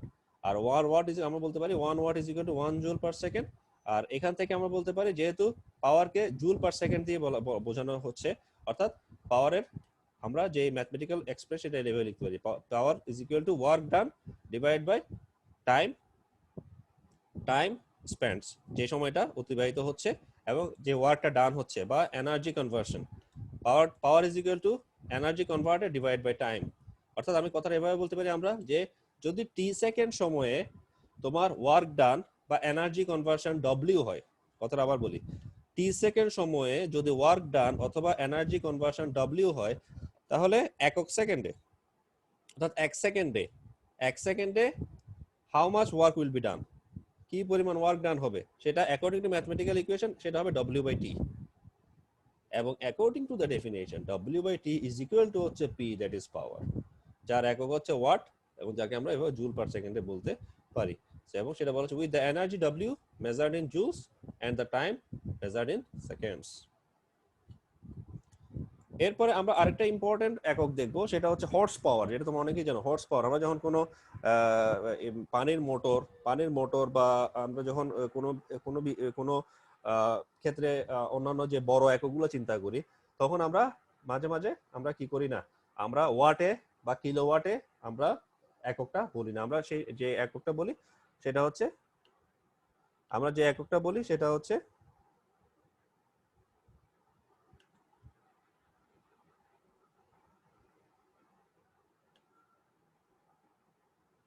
আমরা যে এককটা বলি সেটা হচ্ছে হর্স পাওয়ার, 746 ওয়াট। তোমাদের কোনো কি ইয়ে আছে কিনা? চ্যাটে আমি কয়েকটা মেসেজ দেখতে পাচ্ছি, কোনো কোয়েরি আছে কিনা বলো। কোনো কোয়েরি আছে? চ্যাট বক্সে কিছু মেসেজ দেখতে পাচ্ছি, বাট এটা সামওয়াট এখন শো করছে না। আচ্ছা যাই হোক, আমি কোয়েরিটা পরে একটু পরে নিচ্ছি, আমি এটা শেষ করি। তাহলে 1 horse power is equal two 746 ওয়াটস। এটা হচ্ছে মানে এক্স্যাক্টলি 746 না, প্লাস মাইনাস হতে পারে, সেজন্য এটা এই যে ইকুইলিব্রিয়াম একটা সিগনেচার একটা সাইন এখানে দেওয়া হচ্ছে আর কি। আচ্ছা যাই হোক, এরপর আমরা জানি যে P is equal to W by T. আবার W ইকুয়াল টু আমরা যে ভোল্টেজের সূত্র থেকে W ইকুয়াল টু আমরা জানি QV। তো W বাই টি এর জায়গায় আসবে Q by T, QV by T. আর এখানে V আলাদা করে Q বাই টি লিখলে আবার Q বাই টি মানে আমরা জানি কারেন্ট I, তাহলে আলটিমেটলি আমাদের সূত্রটা দাঁড়াবে P is equal to VI। P is equal to VI। আবার এখান থেকে এটা তোমরা অলরেডি তোমরা দেখে ফেলছো, এটা তোমাদেরকে আমি আগে দেখাইছি। P is equal to VI, এখান থেকে এই I এর জায়গায় আসবে V বাই R, তাহলে P ইকুয়াল টু V স্কয়ার বাই R। আবার এখানে VI, V এর জায়গায় যদি IR আসে তাহলে P equal to I square R। ওকে, আবার এখানে আরেকটা জিনিস সেটা হচ্ছে তোমাদের এখানে ভি এর জায়গায় মাঝে মাঝে আমরা ই আসতে পারে, মানে যে ইলেকট্রিক্যালি অ্যাপ্লাইড পাওয়ার, এক্সটার্নাল অ্যাপ্লাইড পাওয়ার, সেটা ইও হতে পারে পি ইকুয়াল টু ইআই। আর এখানে কিছু এক্সাম্পল আছে খুব সহজ, যে আমরা যদি এই যে একটা ডিসি মোটর, একটা মোটরের একটা ফিগার এখানে দেওয়া আছে, একটা ছবি দেওয়া আছে। এই মোটরের যে ছবিটা, এই ছবিটাতে বলা হচ্ছে find the power delivered to the DC motor. এই যে মোটরের যে পাওয়ারটা ডেলিভার করা হবে সেটা কত হবে, এবং দুইটা মান দেওয়া আছে, দেখো কারেন্টের মান দেওয়া আছে, ভোল্টেজের মান দেওয়া আছে। তো আমরা খুব সহজে এখানে পি এর মান বের করে ফেলতে পারি। একইভাবে এখানে আরেকটা ইকুয়েশন দেওয়া আছে, what is the power dissipated by a 5 ohm resistor if the current is 4 ampere. যদি কারেন্ট 4 অ্যাম্পিয়ার হয় তাহলে 5 ওহম রেজিস্টার এর ক্ষেত্রে একটা 5 ওহম রেজিস্টার কি পরিমাণ পাওয়ার ক্ষয় করবে। রেজিস্টার মানে তো সার্কিট এলিমেন্টের কাজ হচ্ছে পাওয়ার ক্ষয় করা। তুমি যে পাওয়ারটা দিচ্ছ এক্সটার্নালি, যে পাওয়ারটা অ্যাপ্লাই হচ্ছে, সেই পাওয়ারটা ক্ষয় করা সার্কিট এলিমেন্টের কাজ। যেহেতু এখানে রেজিস্ট্যান্স এবং কারেন্ট দেওয়া আছে, তাহলে আমি এখান থেকে আমরা সূত্র অ্যাপ্লাই করব, এটা P equal to I square R, different equation. So I think that's easy, এবং এই প্রবলেমগুলো আই থিংক তোমরা পারবে। তাহলে এক্সাম্পল এগুলো তোমাদের খুব ছোটখাটো কাজ। এক্সাম্পল 4.6, 4.7, 4.8, 4.8 তোমরা পারবে। এটা আমি তোমাদেরকে বলছি না, এটা আইভি ক্যারেক্টারিস্টিক্স থেকে এই মানটা এখানে দেখানো হচ্ছে, এই মানটা আইভি ক্যারেক্টারিস্টিক্স থেকে আসবে। সো এই জিনিসটা তোমরা এভাবে বের করে ফেলবা। সো এখানে আমি জাস্ট একটা জিনিস বলে রাখি, যে এখানে আই এর মান কত মিলি অ্যাম্পিয়ারে দেখানো হচ্ছে না। ট্রিকটা কি, এখানে ট্রিকটা একটু বলার চেষ্টা করি। আই এর মান এখানে মিলি অ্যাম্পিয়ারে, তাহলে 625 মিলি অ্যাম্পিয়ার যদি আই এর মান হয়, তাহলে অ্যাম্পিয়ারে কনভার্ট করলে তো 625 অ্যাম্পিয়ার থাকবে না, অ্যাম্পিয়ারে কনভার্ট করলে 0.625 অ্যাম্পিয়ার হয়ে যাবে। 0.625 অ্যাম্পিয়ার, এই যে এখানে দেখো 0.625 ampere. So don't be confused. So এই জিনিসটা এইভাবে এখান থেকে আইভি ক্যারেক্টারিস্টিক্স থেকে এই জিনিসটা তোমরা পড়ার বা শেখার চেষ্টা করবে। তো আমি এটা বলছি না, স্কিপ করে যাচ্ছি। এক্সাম্পল 4.8, আর এটা দরকার নাই, এটা P is equal to I square R, তো P is equal to I square R হচ্ছে সূত্র, তাহলে I এর মান বের করতে রুট আসবে আর কি, এটা চিন্তা করার দরকার নাই। আর ওয়াট মিটার হচ্ছে পাওয়ার নির্ণয় করার যে ডিভাইস, সেটা হচ্ছে ওয়াট মিটার। আর আমি এখন যেটা তোমাদের বলবো সেটা হচ্ছে এফিশিয়েন্সি। সো এফিশিয়েন্সি বলার আগে আমি এখন দ্রুততার সাথে তোমাদের অ্যাটেন্ডেন্সটা আমি এখন নিয়ে ফেলবো। তো সবাই প্রেজেন্ট আছে তো নাকি? জি স্যার, সবাই এখন অনেক খুশি হয়ে যাবে। অনেক খুশি স্যার, অনেক খুশি। হ্যাঁ, শুধু কি ওয়াকিল আহমেদ বেশি খুশি কিনা? না স্যার, সবার পক্ষ থেকে ওকে, ঠিক আছে। আহ, তো ওকে,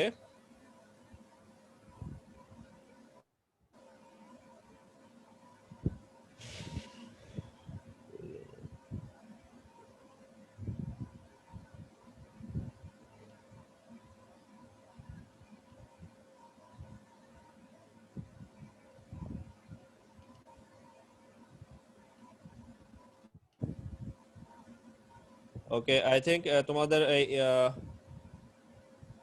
এই নতুন যে এক্সেলের যে উইন্ডোটা সেটা শেয়ার করছে, তাই কি? জি Yes, জি sir. স্যার। সবাই দেখতে পাচ্ছে কিনা? জি স্যার। ওকে, সো কমন ইনস্ট্রাকশন, সবার সবার মাইক্রোফোনটা অফ থাকবে, সবার মাইক্রোফোনটা অফ থাকবে। সবাই খুব মনোযোগ দিয়ে আমার কথা শুনো। এখনো কয়েকজন মাইক্রোফোন অফ হয় নাই।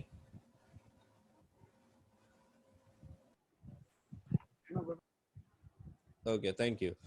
সবার মাইক্রোফোন অফ থাকবে, সবাই নিশ্চয়ই আমার কথা শুনতে পাচ্ছে এবং মনোযোগ দিয়ে আমি যে যখন রোল কল করব, আমার আইডি গুলো বলবো, তোমাদের স্টুডেন্টস আইডি, তখন ওইটা মাথায় রাখবে। আর তোমাদের যখনই আমি যার আইডিটা বলবো, যার রোলটা আমি উচ্চারণ করবো, সে শুধু মাইক্রোফোন অন করবে। জাস্ট অনলি যার আইডিটা বলবো সেই মাইক্রোফোন অন করবে, অন্যরা মাইক্রোফোন অন করার দরকার নেই। অন্যরা অফকোর্স সাইলেন্ট থাকবে, কারণ এখানে যদি তোমরা সবাই একসাথে অনেক বা দুই একজন যদি মাইক্রোফোন অন করে রাখো, এটা একটা নয়েজ ক্রিয়েট হয়, ফলে দেখা যাবে যে অনেকে প্রেজেন্ট থাকার পরেও আমি তাদের অ্যাটেন্ডেন্সটা শুনবো না বা আমি তাদের অ্যাটেন্ডেন্সটা জানবো না। সো এই জিনিসটা তোমার মাথায় রাখবে। সো স্বাভাবিকভাবে আই এক্সপেক্ট যে তোমরা এই কাজটা করবে না। Is it clear? Okay, so আমি প্রথমে তোমরা দেখতে পাচ্ছ যে এখানে আমি তোমাদেরকে একটু বলি। এখানে দেখো,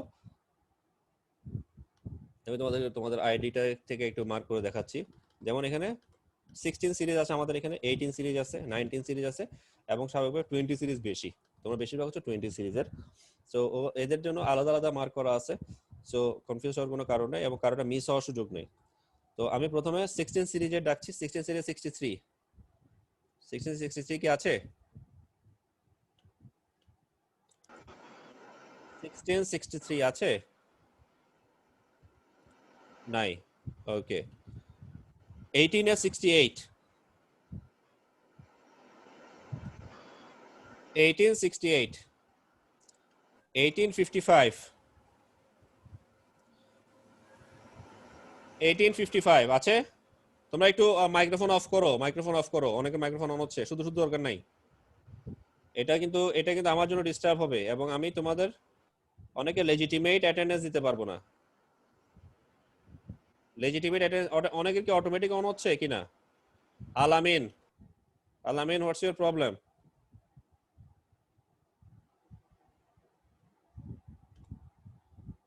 ওকে, আমি আবার আমার অ্যাটেন্ডেন্সে চলে আসি। 18 এ 55, 18 সিরিজে কেউ নাই। 1903, স্যার, Yes, sir. এর মনে হয় স্যার, মানে মাইক অফ আলামিনের মনে পর্যন্ত নেই। মাইক্রোফোন নেই স্যার, ও মনে হয় ডেস্কটপ থেকে ক্লাস করছে। ও আপনার চ্যাট বক্সে আপনার ইয়েটা দিয়েছে, রোল নাম্বারটা। আচ্ছা ওকে, যা চ্যাট বক্সে যাতে দিয়ে থাকে সেটা আমি ওখান থেকে আমি শো করবো, বাট এখন দেখার সুযোগ নাই। চ্যাট বক্স থেকে আমি এখন নিলে পরে নিতে হবে, কারণ এখন একবার চ্যাট বক্স একবার অ্যাটেন্ডেন্স দিতে গেলে অনেক একটা মিস হয়ে যাবে। আচ্ছা, আমি যারা চ্যাট বক্সে দিচ্ছে তাদেরটা আমি পরে আনবো। 1903, Yes, sir.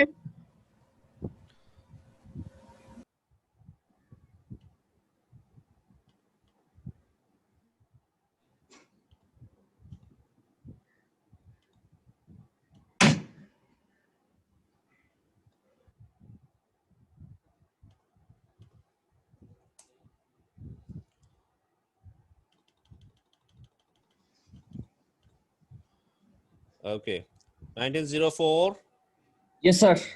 06, Yes, sir. 07, 1907, 1911, 1911, Yes, sir. 1915, Yes, sir. 1920, Yes, sir. 1950, Yes, sir. 1953, Yes, sir. 1955, Yes, sir. 1956, Yes, sir. 1962, 1962, 1966, Yes, sir. Yes, sir. 62, আছো? Yes, sir. 1967, Yes, sir. 69, 1969, Yes, sir. 1970, Yes, sorry, sir. 1970, 69 দিয়েছি, 1972, 69. Yes, sir. 1973. Yes, sir. ওকে, তোমরা দেখতে পাচ্ছ এখানে তোমাদের যাদের যাদের attendance দেয়া আছে তাদেরটা সবাই দেখতে পাচ্ছ, তাই তো? Yes, sir. জি, তো এখানে মিস হওয়ার সুযোগ নাই, তোমরা যদি কেউ থাকো প্রেজেন্ট স্বাভাবিকভাবে সেটা পেয়ে যাবে, এটা এখানে ভুল হওয়ার সুযোগ নাই। আর তোমরা সবাই আবারও খেয়াল করো, তোমাদের বারবার বলছি, তোমরা অ্যাটেন্ডেন্স দেওয়ার সাথে সাথে একটু পরে শুনছি তোমার কথা, যাদের অ্যাটেন্ডেন্স দেয়া হয়ে যাচ্ছে তারা সাথে সাথে মাইক্রোফোন অফ করো, মাইক্রোফোন অফ করো। হ্যাঁ, থ্যাংক ইউ। অ্যাটেন্ডেন্স দিবা, মাইক্রোফোন অফ করে ফেলবা সাথে সাথে, এখানে যে আমি যাতে কোনো কারো অ্যাটেন্ডেন্স পাওয়ার পর মাইক্রোফোন অন না পাই। প্রিয়া বড়ুয়া, তুমি কি আমার কথা শুনতে পাচ্ছ? 2041 শুনতে পাচ্ছ প্রিয়া বড়ুয়া?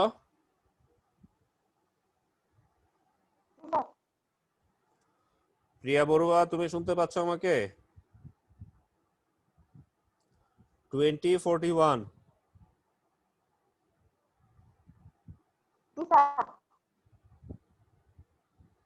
তুমি কি শুনতে পাচ্ছ?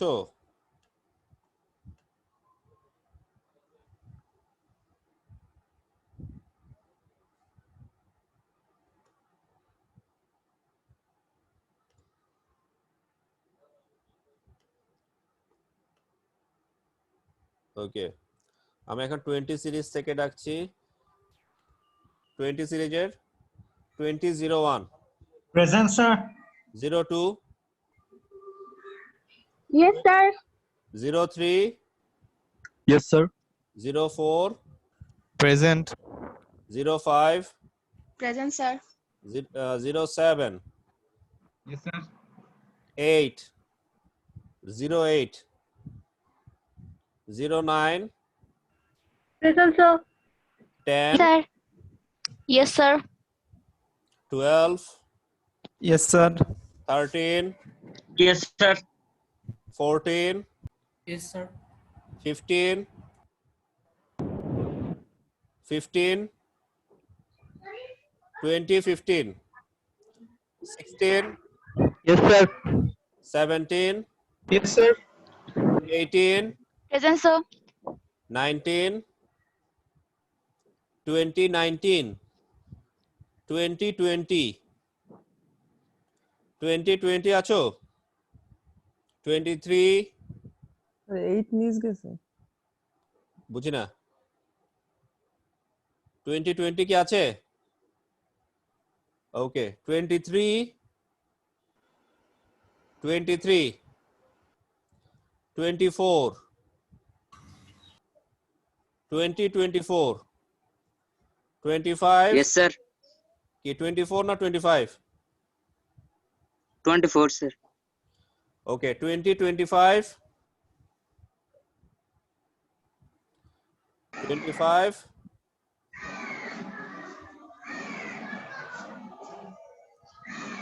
26, 2026, 27, 2027, 28, 29, Present, sir. 29, Present, sir. 30, 2030, Present, sir. 2031, 31, 32, Present, sir. 2032, Present, sir.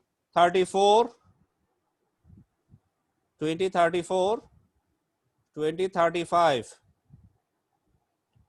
2035, 2036, Present, sir. 37, 2037, 2038, Yes, sir. 2039, 2039, 2040, Yes, sir. 2041, 2041, 42, Present, please. হ্যাঁ 41 তোমারটা দেওয়া হয়েছে 2043, Yes, sir. 2044, 2044, 2044, 2045, 2046, 2046,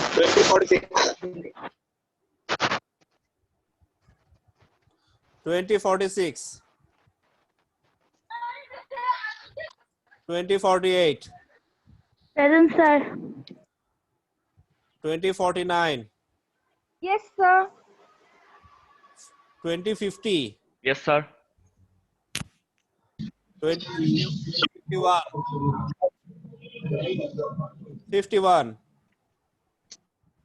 2052, Yes, sir. 2053,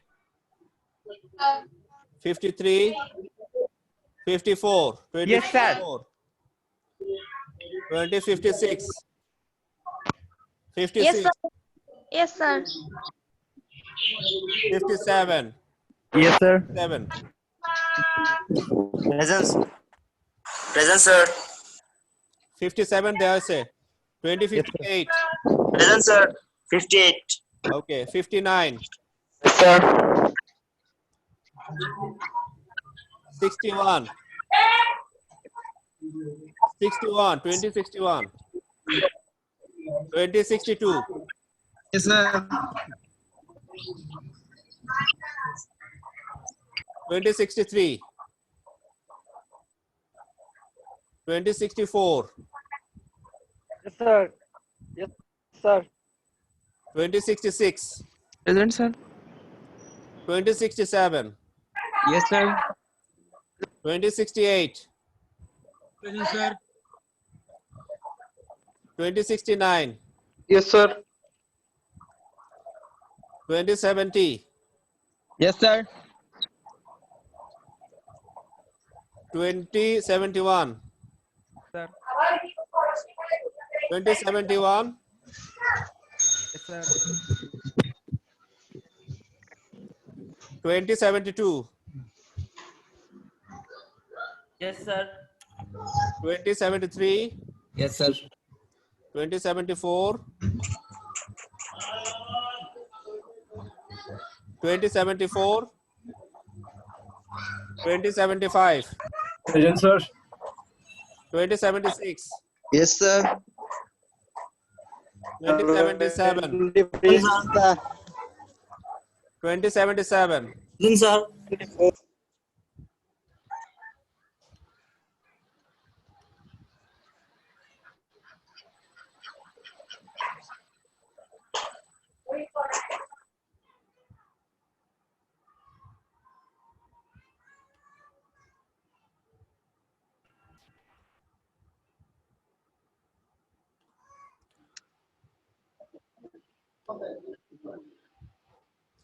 স্টুডেন্টরা তোমরা কি আমার কথা ঠিকমতো শুনতে পাও, ঠিকমতো বুঝো তোমরা আমার কথা বুঝো কিনা? তো তোমাদের মাইক্রোফোন অন কেন থাকে? আমি যখন অফ করতে বলি, অফ রাখতে বলি, তখন অন কেন থাকবে এটা আমাকে বলো। আমি এই যে রোল কল করার সময় তোমাদের এই যে আইডি ডাকছি, তখনও তোমাদের এই নয়েজটা ঠিক থাকছে, নয়েজটার মধ্যে কোনো চেঞ্জ আসতেছে না। Why like this my students? এটা তোমাদেরকে আমি বারবার বলছি, তোমাদেরকে বলছি তোমরা অ্যাটেন্ডেন্স দেওয়ার পরে তোমরা মাইক্রোফোনটা মিউট করবে। এটা তো জাস্ট একটা ক্লিকের ব্যাপার। It's a matter of clicks, it's a matter of less seconds. So এই জিনিসটা তোমাদেরকে আমি বারবার বলতে হচ্ছে। তোমরা বুঝতেছো যে এটা ডিস্টারবেন্স ক্রিয়েট করে, এবং এটা তোমারটা অ্যাটেন্ডেন্স দেওয়া হয়ে যাওয়ার পরে তোমার অন্য ক্লাসমেটরা অ্যাটেন্ডেন্স দিচ্ছে, তার মানে তোমার ডিস্টারবেন্সের কারণে তোমার অন্য ক্লাসমেটের অ্যাটেন্ডেন্স মিস হয়ে যেতে পারে। তো এই জিনিসটা তোমাদের মাথায় রাখা উচিত। এটা তোমাদের মিউচুয়াল আন্ডারস্ট্যান্ডিং, এটা হচ্ছে কমন ফ্যাক্ট। স্যার, বলো। স্যার প্রথম ক্লাসের আমার অ্যাটেন্ডেন্সটা মনে হয় দেওয়া হয় নাই স্যার। তোমার ওইটা তো এখন বলার সময় না, আমি অ্যাটেন্ডেন্সটা শেষ করি পুরোটা। Sir. বলো। স্যার কয়েকজন মিস গেছে, চ্যাটে দিছে দেখেন স্যার, ওরা নেটওয়ার্কের সমস্যার জন্য বলতে পারছে না। আচ্ছা আমি চ্যাট থেকে দেখে নিব, ওইটা সমস্যা নাই, ওদের অ্যাটেন্ডেন্স মিস হবে না। চ্যাটে যারা যারা দিয়েছে তাদের অ্যাটেন্ডেন্স আমি দিয়ে দিব, অসুবিধা নেই। ওকে আমি এটা কন্টিনিউ করি। 77 আমি দিয়ে দিছি। 2078 2078 2079 Sir. 2079 ওকে 2080 2080 2081 2081 ওকে Present, sir. 81 আছো? ঠিক আছে।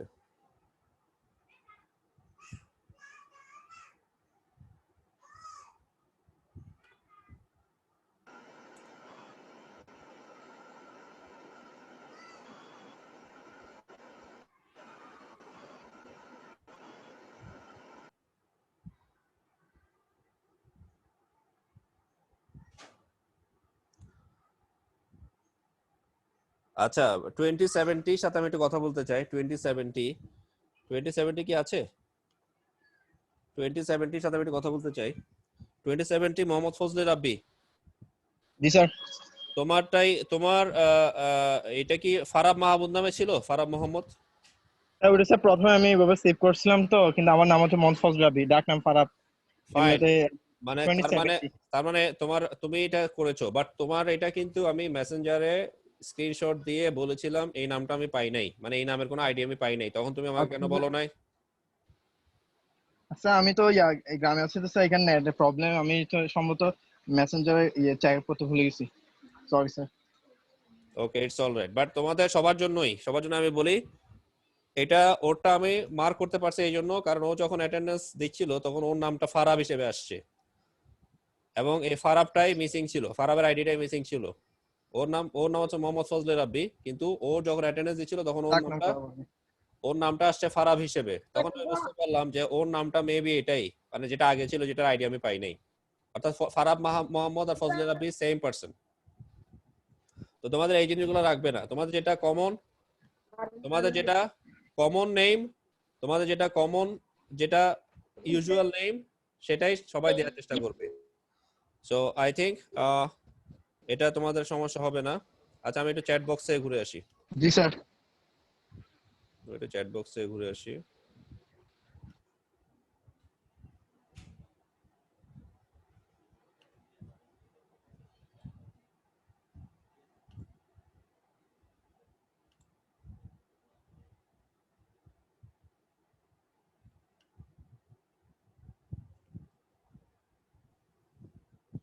চ্যাট বক্সে কি এমন কেউ আছে যে সেকেন্ড টাইম দিয়েছে, মানে দুইবার দিয়েছে, আমাকে অ্যাটেন্ডেন্সও বলেছে অথবা এবং চ্যাট বক্সও দিয়েছে, এরকম কেউ আছে?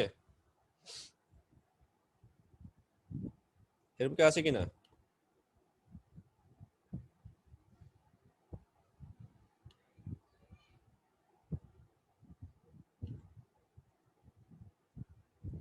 টোয়েন্টি 35 ডান, 2037 ডান, 2035 তুমি দুইবার দিছো, তুমি এটা দুইবার দেওয়ার দরকার নাই। ওকে জি স্যার। তুমি একবার যেটা দিবা সেটা আমি পেয়ে যাবো। যেমন 2037 একবার দিছে, তো ওটা ইনক্লুডেড। তুমি দুইবার দেওয়া মানে তো তোমার দুইটা অ্যাটেন্ডেন্স হবে না, অ্যাটেন্ডেন্স একটাই হবে। দুইবার দাও আর 10 বার দাও, তোমারটা একবারই ইনক্লুড হবে। আবার আমার মনে হয় তোমরা অনেকেই আমি যখন অ্যাটেন্ডেন্স কল করছিলাম তখন অ্যাটেন্ডেন্স দিয়েছো, আবার এখানেও লিখেছো, যে আমার মনে হচ্ছে, কারণ এত জনের মিস হওয়ার কথা না। ওকে 2046 ডান, 2074 ডান, 2039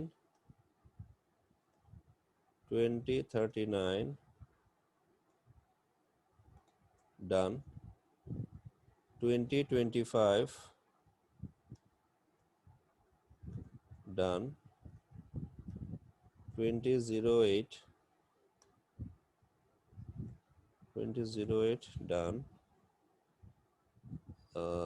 Okay, 1663 ও দিয়েছে 1663 done. 1904 দেখছো 1904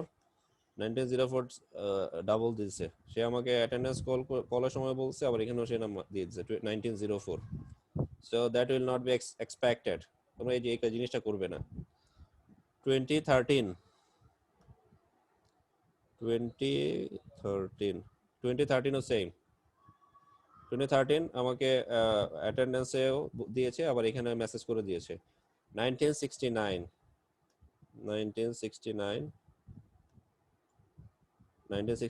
সেম, 1969 ও ডাবল। 1953 ডাবল।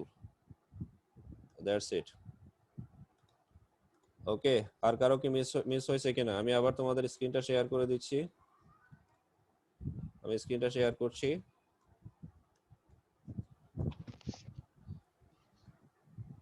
স্যার বলো। স্যার ফার্স্ট ক্লাসে স্যার ওই আপনি আমার রোল নম্বর চেঞ্জ করে দিয়েছিলেন, মানে আমার নামটা চেঞ্জ করে আমার রোলটা বসাই দিয়েছিলেন, ফার্স্ট ক্লাসের ইয়াটা অ্যাটেন্ডেন্সটা আসেনি আর কি, দেন নাই মনে হয়। ফার্স্ট ক্লাসে? জি স্যার। ফার্স্ট ক্লাসে? জি স্যার, জি স্যার। নাম চেঞ্জ করার তো কথা না। নাম, তোমার রোল নাম্বার কত? স্যার 1911। 1911 তামজিদ হাসান। হ্যাঁ, তামজিদ হাসান, কি সমস্যা বলো? স্যার প্রথম ক্লাসটা আর কি আমি অ্যাবসেন্ট আছে আর কি, ওই ক্লাসটা করছিলাম আমি। তোমার কি এই আইডি নিয়ে আছে? জি স্যার, ওই আপনি আমার চেঞ্জ করি, আমি চেঞ্জ করতে পারতেছিলাম না, পরে আপনি আমার ওই রোল নামটা বসাই দিয়েছিলেন আর কি। আচ্ছা ঠিক আছে, ঠিক আছে, তোমার এটা আমার মনে থাকবে। তোমার এটা আমি চেক করে দেখব, তোমার এটা মার্ক করে রাখলাম। ঠিক আছে স্যার 1973 ওখানে স্যার আমার নামের বানানটা একটু স্যার সংশোধন। হ্যাঁ বলো। স্যার এইচটা হবে না, এইচ হবে না। এখন ঠিক আছে? হ্যাঁ স্যার, অলরাইট। হ্যাঁ ওকে, তাহলে তোমাদের আজকে আমি একটু দেখি তোমাদের কয়জন প্রেজেন্ট। তোমরা আজকে 72 প্রেজেন্ট। 72।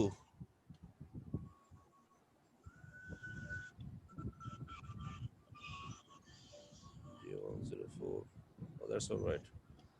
তোমরা আজকে প্রেজেন্ট হচ্ছ 72। স্যার বলো। স্যার 19 এর 20 স্যার এটাতে স্যার আমি সেকেন্ড ক্লাসে স্যার অ্যাবসেন্ট দেখে দিয়েছি। হ্যাঁ স্যার এখানে স্যার আমি হাফ ক্লাস করছি, তারপর আমার এমবি শেষ হয়ে গেছিল, তারপর আর ক্লাস করতে পারি নাই। আচ্ছা আমি এটাও দেখব, আমি মার্ক করে রাখলাম, আমি এটা দেখব। হ্যাঁ, তারপর আর কারো কোনো সমস্যা? আচ্ছা আমি একটু লুক তোমাদের লুক যাতে তোমরা দিতে পারো, আমি একটু তোমাদের সবার অ্যাটেনশন আবার একটু ড্র করার চেষ্টা করছি, এবং সবাই একটু আমার যে এক্সেলে তোমাদের অ্যাটেন্ডেন্সটা ঠিক আছে কিনা সবাই দেখো। প্রথম উপর সবাই অ্যাসেন্ডিং অর্ডারে আসছে। 19 সিরিজে সবাই প্রেজেন্ট, শুধুমাত্র 07 ছাড়া।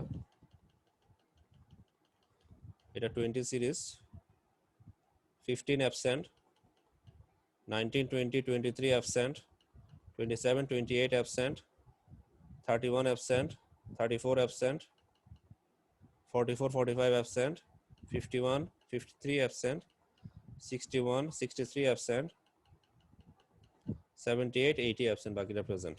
Total 72 you are present today. Okay. So আমি আমার স্ক্রিন শেয়ারিং এ চলে যাই। So the fact is, my dear students, I think আমাদের অ্যাটেন্ডেন্স নিয়ে যাদের কনফিউশন ছিল, সেই অ্যাটেন্ডেন্সের কনফিউশনটা আমরা দূর করতে পারছি। সো আমরা আমাদের আবার আগের জায়গায় চলে আসি, আমাদের মূল পড়ালেখার জায়গায়। আমাদের যেটা ফ্যাক্ট সেটা হচ্ছে আমাদের এই পাওয়ারের সাথে, মেইনলি পাওয়ার যখনই থাকবে সেখানে আমাদের এফিশিয়েন্সির একটা বিশাল ফ্যাক্টর কাজ করবে, এফিশিয়েন্সি। ওকে, সো এফিশিয়েন্সির যেটা ব্যাপার সেটা হচ্ছে তোমাদেরকে এখানে আমি একটা তোমরা হয়তো অনেকেই জানো, তারপরও যারা জানে না বা যাদের কি বলা যায়, যাদের এই জিনিসটা নলেজটা নাও থাকতে পারে তাদের জন্য, যেমন এফিশিয়েন্সি। আমরা অনেক ক্ষেত্রে এফিশিয়েন্সি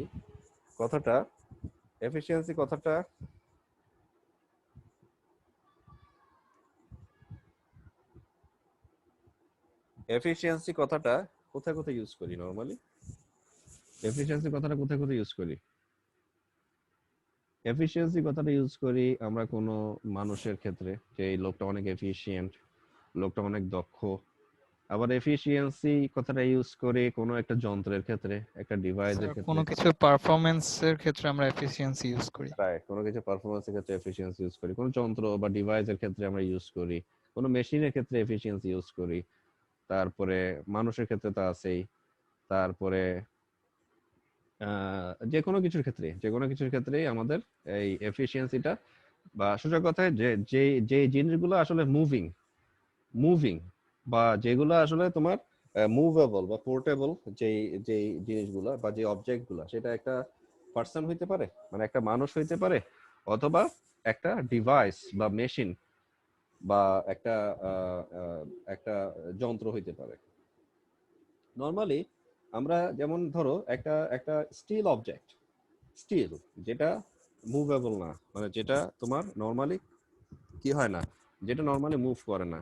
যেমন আমি যদি বলি যে আমার বাসার একটা দরজা, ডোর, বা আমার বাসার একটা চেস্ট অফ ড্রয়ার, আমার বাসার একটা আলমিরা, এটা অনেক এফিশিয়েন্ট, এটা কি বললে হবে?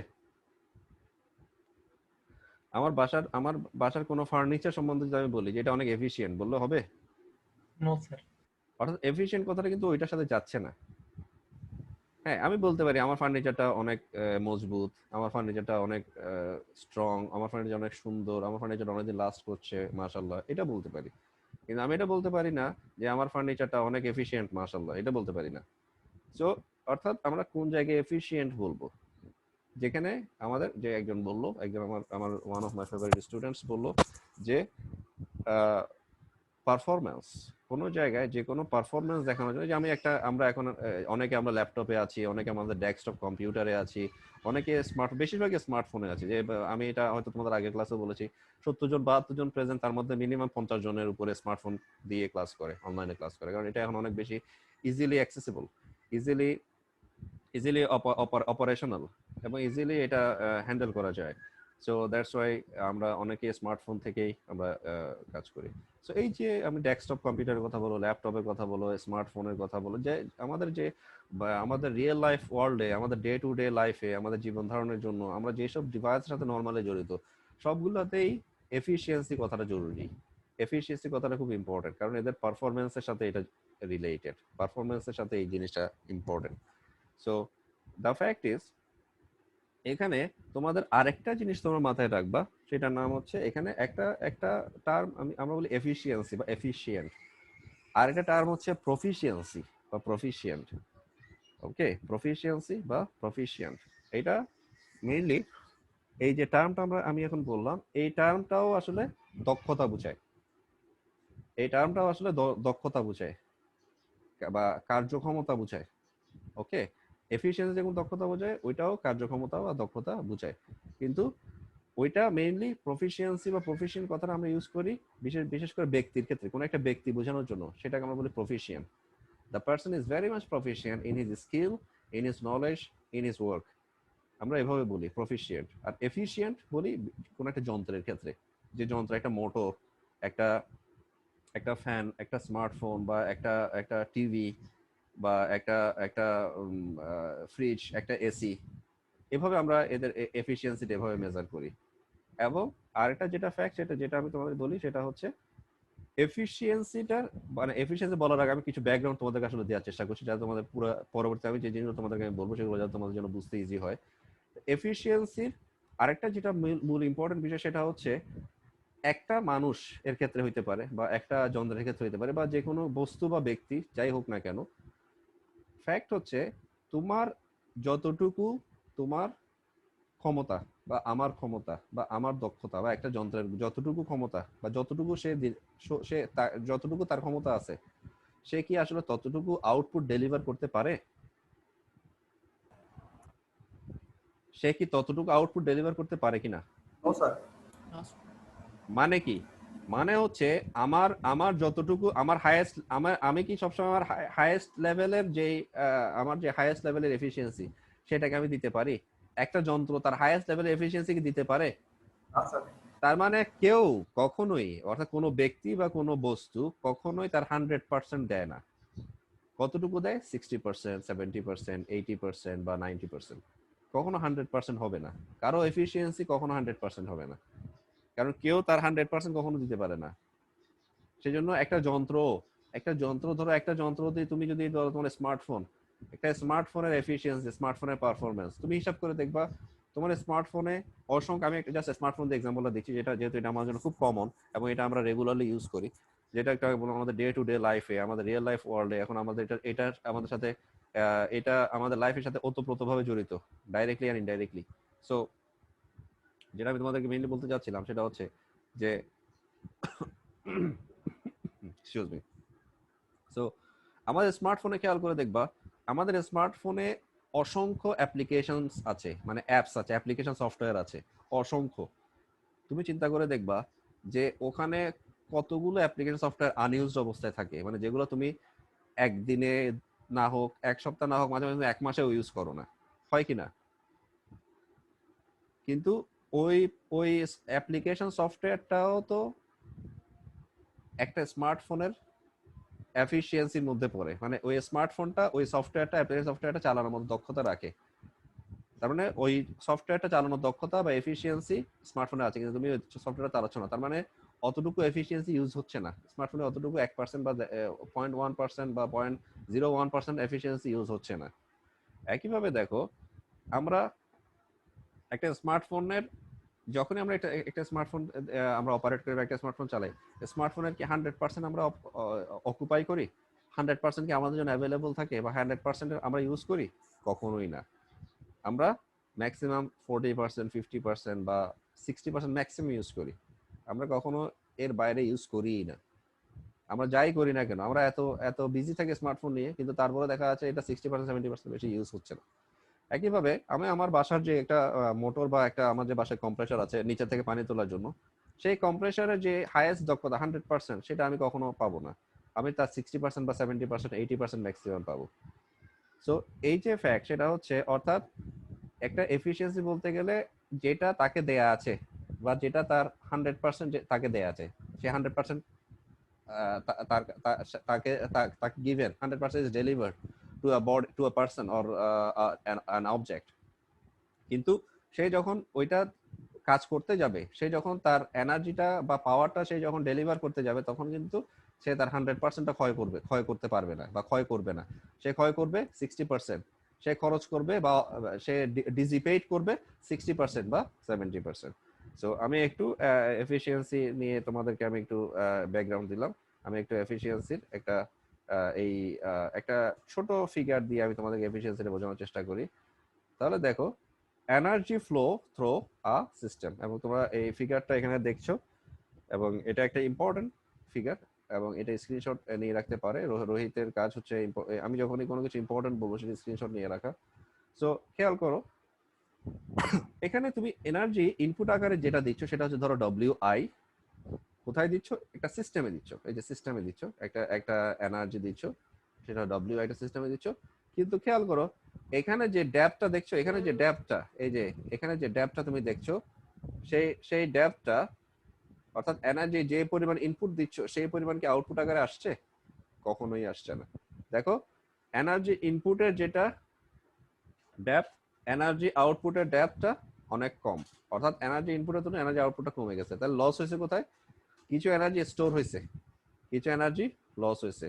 তাহলে এইটাকে আমরা বলছি W lost or W stored, অর্থাৎ যে এনার্জি তুমি ইনপুট আকারে দিচ্ছ তার কিছু এনার্জি স্টোর হয়েছে, কিছু এনার্জি লস্ট হয়ে গেছে, বাকি যেটা ছিল সেটা তুমি আউটপুট আকারে পাচ্ছ। তার মানে আমাদের যে সূত্র P = W/T, এখান থেকে আমরা বলতে পারি যে আমাদের এই সূত্র, এখান থেকে আমরা আসতে পারি আমাদের যে ইনপুট এনার্জি তুমি যেটা বা ইনপুট পাওয়ার যেটা দিচ্ছ PI, ইনপুট পাওয়ার, সেটা আউটপুট পাওয়ার আর লস্ট পাওয়ার। আউটপুট পাওয়ার হচ্ছে P0 আর লস পাওয়ার হচ্ছে P lost অথবা P stored। এই দুইটাতে ভাগ হয়ে যাচ্ছে পিআইটা। তাহলে আমি কি বলতে পারি, আমরা যেটা বলতে পারি সেটা হচ্ছে দ্য এফিসিয়েন্সি, এই যে এখন আমরা আমাদের মূল জায়গাটাতে চলে আসছি, দ্য এফিসিয়েন্সি, এই এতটুকু পর্যন্ত আমরা দেখব। The efficiency that is eta, Greek eta, Greek letter eta দিয়ে এটাকে প্রকাশ করা, মানে এন, এন কে আমরা একটু নিচের দিকে টেনে দিব, এটা আমরা সবাই জানি। এফিসিয়েন্সি কে ইটা দিয়ে প্রকাশ করা হয় of the system is then determined by the following equation. সেটা হচ্ছে efficiency is equal to power output divide by power input. এটাকে ম্যাথমেটিক্যালি এভাবে দাঁড়াবে eta is equal to P naught divide by P I, মানে এটা decimal number হবে আর কি। আর স্বাভাবিকভাবে আমরা সবসময় এফিসিয়েন্সিকে পার্সেন্টেজে এক্সপ্রেস করি। তো বলা হচ্ছে দেখো হোয়ার ইটা, এখানে বলা হচ্ছে হোয়ার ইটা হচ্ছে lower case Greek letter eta is a decimal number expressed as percentage. এটা খুব ইম্পর্টেন্স দিয়ে মনে রাখবা, এফিসিয়েন্সি হচ্ছে পার্সেন্টেজ দিয়ে প্রকাশ করা, এটা তোমরা হয়তো অনেকেই জানো। এবং এই যে পার্সেন্টেজ আমরা যখন প্রকাশ করি এভাবে, এটা হবে পার্সেন্টেজের একটা মান P naught divide by P I into 100%, এবং এটা পার্সেন্টেজের মানটা আসবে। এবং সেটা যদি ওয়ার্ক ডানের মাধ্যমে বা এনার্জির মাধ্যমে, জাস্ট এখানে পাওয়ারের জায়গায় এনার্জিটা চলে আসবে, আর কিছু না। ওকে, এবার আমরা একটা ম্যাথমেটিক্যাল প্রবলেম সলভ করি ছোটখাটো। আর 2 horse power motor, 2 horse power, তাহলে 1 হর্স পাওয়ারে কত? 746 ওয়াটস। সবার মনে আছে 1 হর্স পাওয়ারে কত? 746 ওয়াটস। তাহলে 2 হর্স পাওয়ার 2 × 746 হবে স্বাভাবিকভাবে। আর 2 horse power motor operates at an efficiency of 75%, অর্থাৎ ইটার মান দেয়া আছে, ইটার মানে যেখানে ইটা পার্সেন্টেজ দেয়া আছে না, মানে এটা হচ্ছে 75% আর কি। What is the power input in watts, অর্থাৎ এই যে এখানে পাওয়ার ইনপুট না পিআই, এখানে পিআই আছে না, পিআই আমাদেরকে বের করতে হবে, এটা আমাদের সূত্র। If the applied voltage is 220 volt, যদি applied voltage 220 volt হয়, what is the input current? আবার ইনপুট কারেন্ট বের করতে হবে। ফাইন, ইনপুট কারেন্ট আমাদেরকে বের করতে হবে। তাহলে আমরা প্রথমে এই সূত্রটা অ্যাপ্লাই করে ফেলি। এই যে এই সূত্রটা আমরা প্রথমে এখানে অ্যাপ্লাই করে ফেলি। আর যেহেতু আমাদের এখানে প্রথমে ইটার মান দেয়া আছে 75%, আর পিআই এর মান আমাদেরকে তোমাদের ইনপুট ভোল্টেজ, ইনপুট পাওয়ার যেটা দেয়া আছে, আউটপুট পাওয়ার যেটা দেয়া আছে, সেটা আমি এখান থেকে ইজিলি আউটপুট পাওয়ারটা বের করতে পারি। অর্থাৎ 2 হর্স পাওয়ার মোটর অপারেট হয়, 2 horse power motor operates at an efficiency of 75%। অর্থাৎ একটা মোটর যখন তার 75% দক্ষতায় কাজ করে, তখন তার যে হর্স পাওয়ারটা, সে যে ক্ষমতাটা বা দক্ষতাটা, 75% দক্ষতার কারণে যে ক্ষমতাটা সে দিতে পারে, সেটা হচ্ছে 2 হর্স পাওয়ার। তার মানে এটা হচ্ছে তার আউটপুট পাওয়ার। আর স্বাভাবিক এটা আউটপুট পাওয়ার, এটা আমাদের বোঝার জন্য ইজিলি আমরা বুঝতে হবে, সেটা হচ্ছে কারণ তার ইনপুট পাওয়ার বের করতে বলছে স্বাভাবিক, তাহলে এটা হচ্ছে আউটপুট পাওয়ার 2 হর্স পাওয়ার। এখানে আমরা এটাকে ওয়াটে নিয়ে যাবো, তাহলে পি নট দেয়া আছে আর 75% দেয়া আছে, মানে ইটার মান দেয়া আছে, এখানে আমরা পিআই এর মানটা বের করে ফেলতে পারি। তাহলে আমরা একটু দেখি আমরা আমাদের সলিউশনে, এই যে তাহলে আমাদের এই যে সূত্রটা এখানে অ্যাপ্লাই করলো, এখান থেকে 0.75 ইটার মান, পি নট এর মান 2 হর্স পাওয়ার, এটা থেকে 746 ওয়াটে নিয়ে যাব, দিয়ে গুণ করে ওয়াটে নিয়ে যাব, আর পিআই এর মানটা এখান থেকে বের করব। এখান থেকে পিআই এর মানটা বের হয়ে গেল। এরপরে যেহেতু পিআই এর মানটা বের হয়ে গেছে, আমাদের এরপরে বলছে if the applied voltage is 220 volt, যেহেতু অ্যাপ্লাইড ভোল্টেজটা হচ্ছে 220 ভোল্ট, তাহলে what is the input current? তাহলে আমাদের সূত্র জানি যে পি ইকুয়াল টু ভিআই, আমরা একটা সূত্র জানি ওহমস ল এর সাথে পাওয়ার রিলেশন থেকে, পি ইকুয়াল টু ভিআই। তাহলে এখান থেকে আমরা পি এর মানটা যেহেতু এখান থেকে মাত্র বের করলাম, পিআই এখান থেকে বের করছি, মানে ইনপুট পাওয়ার, তাহলে ভি এর মান জানি, এখান থেকে আমরা খুব সহজে ইনপুট কারেন্ট, ইনপুট পাওয়ার থেকে নেট কেউই পাচ্ছে না।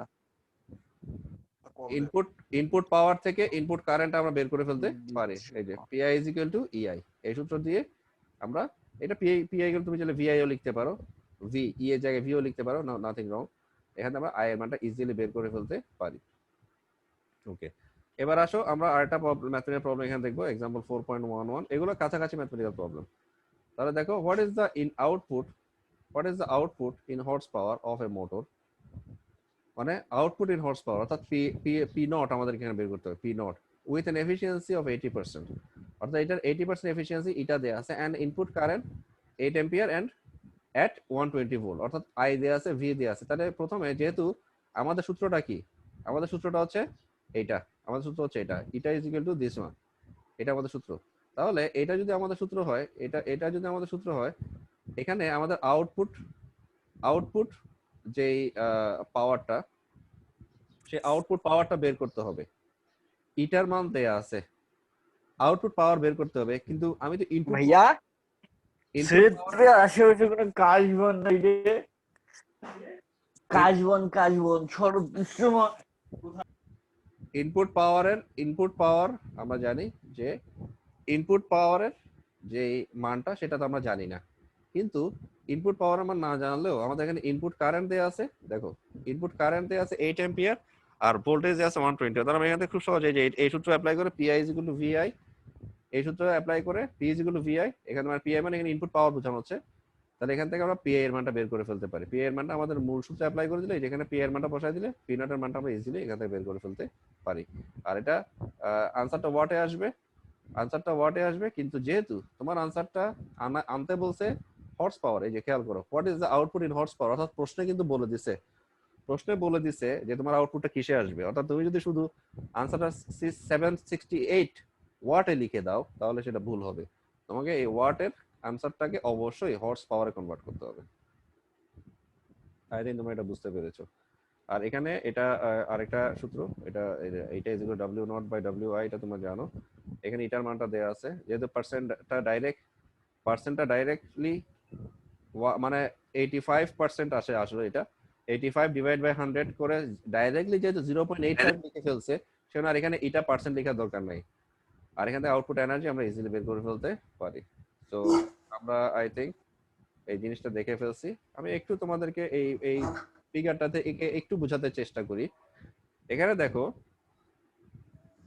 একটা ওয়াটারফল দেখানো হচ্ছে না, ওয়াটারফল আমাদের কাপ্তায়ে যে আমাদের হাইড্রো ইলেকট্রিক প্রজেক্ট আছে, এটা মেইনলি ওয়াটারফল থেকে, অর্থাৎ পানির যে ফ্লোটা সেটাকে টারবাইন দিয়ে কাজে লাগিয়ে সেটা থেকে ইলেকট্রিসিটি জেনারেট করে।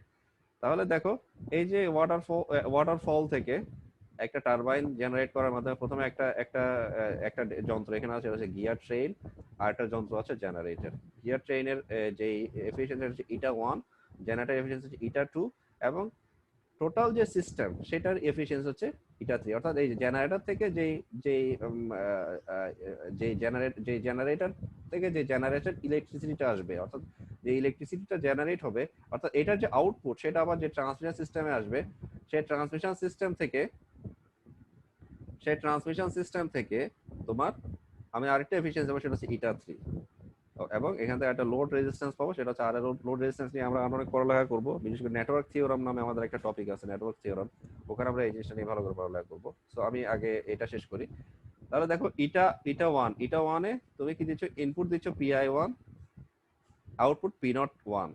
eta2 তে ইনপুট হচ্ছে PI2, আউটপুট P02। eta3 তে ইনপুট হচ্ছে PI3 মানে পাওয়ার, আউটপুট হচ্ছে P03। অর্থাৎ নরমালি আমাদের যে কনসেপ্টটা একটু আগে আমরা পেয়ে আসলাম, সেটা জাস্ট একটু ডিটেইলসে অনেকগুলা দক্ষতা বা অনেকগুলা এফিসিয়েন্সি যদি একসাথে থাকে তখন সেক্ষেত্রে কি হবে সেটা বোঝানো হচ্ছে। তো এটা এরপরে এটা কন্টিনিউশন আমরা একটু দেখি। তাহলে eta1 হবে এটা, eta1 এটা হবে, eta2 এটা হবে, eta3 এটা হবে। অর্থাৎ output power divide by input power, output power divide by input power, output power divide by input power. এবং আমরা তিনটা যদি আমরা একসাথে প্রোডাক্ট করে ফেলি, তাহলে আমরা এই ধরনের একটা ইকুয়েশন পাবো। এখান থেকে আমরা বের করতে পারি যে এটা total eta1 eta2 eta3 up to ইত্যাদি ইত্যাদি। যদি এখানে n সংখ্যক এটা থাকে তাহলে আমাদের সূত্রটা দাঁড়াবে এভাবে। এটাকে বলা হয় ক্যাসকেডেড সিস্টেম। এটাকে বলা হয় ক্যাসকেডেড সিস্টেম, ফিগার নাম্বার 4.20। অর্থাৎ এভাবে আমরা যদি অসংখ্য এফিসিয়েন্সি একসাথে থাকে সেক্ষেত্রে আমাদের কিছু ম্যাথমেটিক্যাল প্রবলেম থাকতে পারে। সো এই एग्जांपल 4.19 মানে যে এই ফিগারটার কথা বলা হচ্ছে, ফিগার 4.19 এর কথা বলা হচ্ছে, যেখানে আমরা एग्जांपल 4.13 টা আমরা এখান থেকে বের করতে পারবো। তো এখান থেকে এফিসিয়েন্সি যদি অনেকগুলো এফিসিয়েন্সি আছে, টোটাল এফিসিয়েন্সি বা ওভারঅল এফিসিয়েন্সি মানে হচ্ছে টোটাল এফিসিয়েন্সি মানে eta_t। এখান থেকে আমরা ইজিলি বের করে ফেলতে পারি। এখন দেখো এখানে আরেকটু একটা টুইস্ট আছে, সেই টুইস্টটাকে আমি তোমাদের বলি। যে বলা হচ্ছে দেখো, if the efficiency and eta1 drops to 40%, যদি যদি প্রথম এফিসিয়েন্সিটা, অর্থাৎ প্রথম যে যন্ত্রটা তার এফিসিয়েন্সি দ্যাট ইজ eta1 যদি 40% চলে আসে, eta1 এর এফিসিয়েন্সি যদি 40% চলে আসে, অর্থাৎ ড্রপস টু 40%, তার মানে এটা 40% ড্রপ করে এটাই সোজা 40% চলে আসছে। অর্থাৎ আমি এখানে 90 থেকে 40 বিয়োগ করব না, সোজা এটার মানটা 40 লিখবো। এটা যদি বলতো যে if the efficiency eta1 drops 40%, অর্থাৎ যদি এটার দক্ষতাটা 40% কমে যায় বলতো, তখন আমি এটা 90% থেকে বিয়োগ করতাম। কিন্তু এখন এখানে বলছে কি if the efficiency eta 1 drops to 40%, অর্থাৎ এটা 40% নেমে গেছে, মানে 40% চলে আসে, অর্থাৎ এটা নতুন মান। ইটা 1 এর আগের মান ছিল 90%, নতুন মান হচ্ছে 40%। তাহলে আমি এখানে 90 জায়গায় 40 দিয়ে আমি আমার আনসারটা বের করব। তাহলে দেখো যখন ইটা 1 এর মান 90% ছিল, তখন ইটা টি এর মান কত ছিল 72.7, কিন্তু যখনই ইটা 1 এর মান কমে গেল তখন এটা চলে আসছে কত 32.3%। অর্থাৎ যতগুলো ইন্ডিভিজুয়াল পার্সেন্টেজ আছে, এটা এখন 40% হয়ে গেছে, এটা 85%, এটা 95%, যতগুলো ইন্ডিভিজুয়াল পার্সেন্টেজ আছে তার চেয়েও টোটাল পার্সেন্টেজের মানটা কমে গেল। ওকে, সো এটাকে বলা হচ্ছে দেখো certainly 32.3% is noticeably less than 72.7%. The total efficiency of a cascaded system is therefore determined primarily by the lowest efficiency and is less than the least efficient link of the system. Least efficient link তো 40%, তাহলে 40% এটা কমে গেল। অর্থাৎ তোমার যখনই এরকম কোনো ডাইরেক্ট ফল হবে বা অনেক এফিসিয়েন্সি কমে যাবে, টোটাল এফিসিয়েন্সিতে মানে কোনো একটা এফিসিয়েন্সির যদি মান, মানে ইন্ডিভিজুয়াল এফিসিয়েন্সির মান যদি কমে যায়, অনেক ফল করে, যেমন এটা 50% থেকে কমে গেছে, 90% থেকে 40% চলে আসছে, তার মানে 50% কমে গেছে। 90% 50% কত 45%, তার মানে 45% থেকেও কমে গেছে। তো এরকম ক্ষেত্রে যদি ইন্ডিভিজুয়াল এফিসিয়েন্সি কমে যায়, টোটাল এফিসিয়েন্সির উপর এটা বিশাল এফেক্ট করে এবং টোটাল এফিসিয়েন্সিটা অনেক বেশি কমে যায়। এটা মানটা তোমরা এখানে বুঝতে পারছো। So my dear students, that's it for today. আমি আজকে এখানে কমপ্লিট করছি এবং তোমাদের নেক্সট ক্লাসে আমি এনার্জি, তোমরা যেটা দেখতে পাচ্ছ, তোমাদের নেক্সট ক্লাসে আমি যেটা তোমাদেরকে শো করব সেটা হচ্ছে মেইনলি তোমাদেরকে আমি এনার্জি থেকে শো করার চেষ্টা করব এবং এনার্জি থেকে মেইনলি আমাদের আগামী দিনের ক্লাস আমি শুরু করব। সো আজকে পর্যন্ত আমি এখানেই শেষ করতে চাই। তবে যেটা ফ্যাক্ট সেটা হচ্ছে এক্সকিউজ মি 61 কি ছিল ক্লাসে? 2061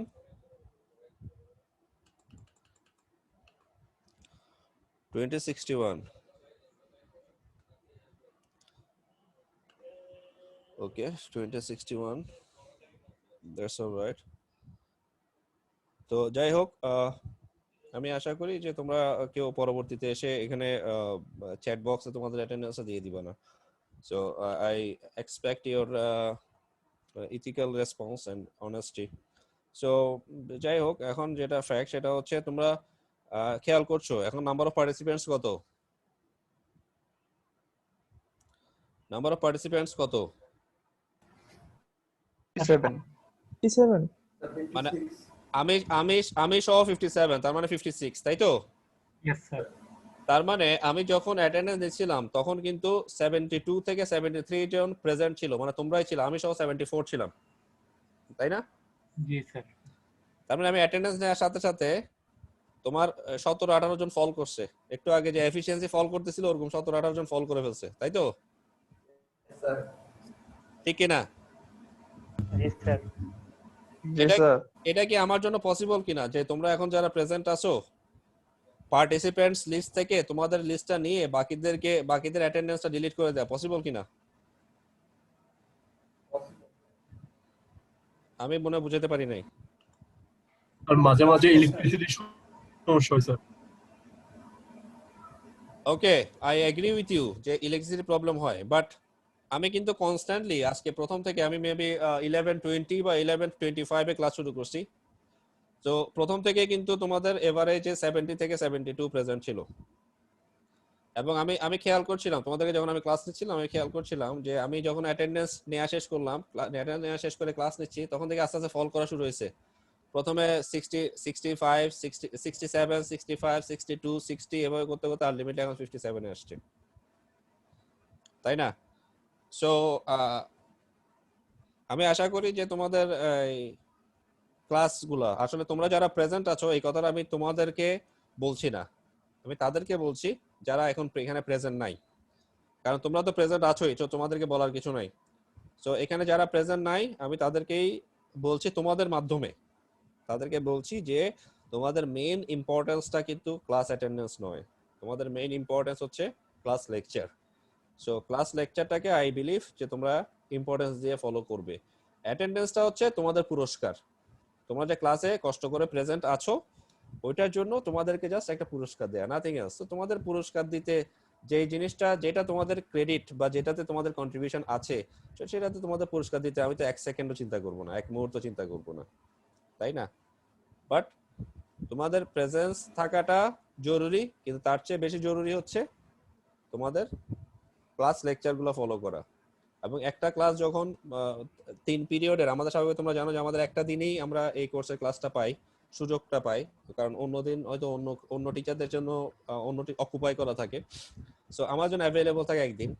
সো স্বাভাবিকভাবে এই একদিনে আমাদের 3টা পিরিয়ডের ক্লাস নিতে হয়। 3টা পিরিয়ড মানে সেটা 120 মিনিট বা 130 মিনিট এর আমার টানা ক্লাস নিতে হয়।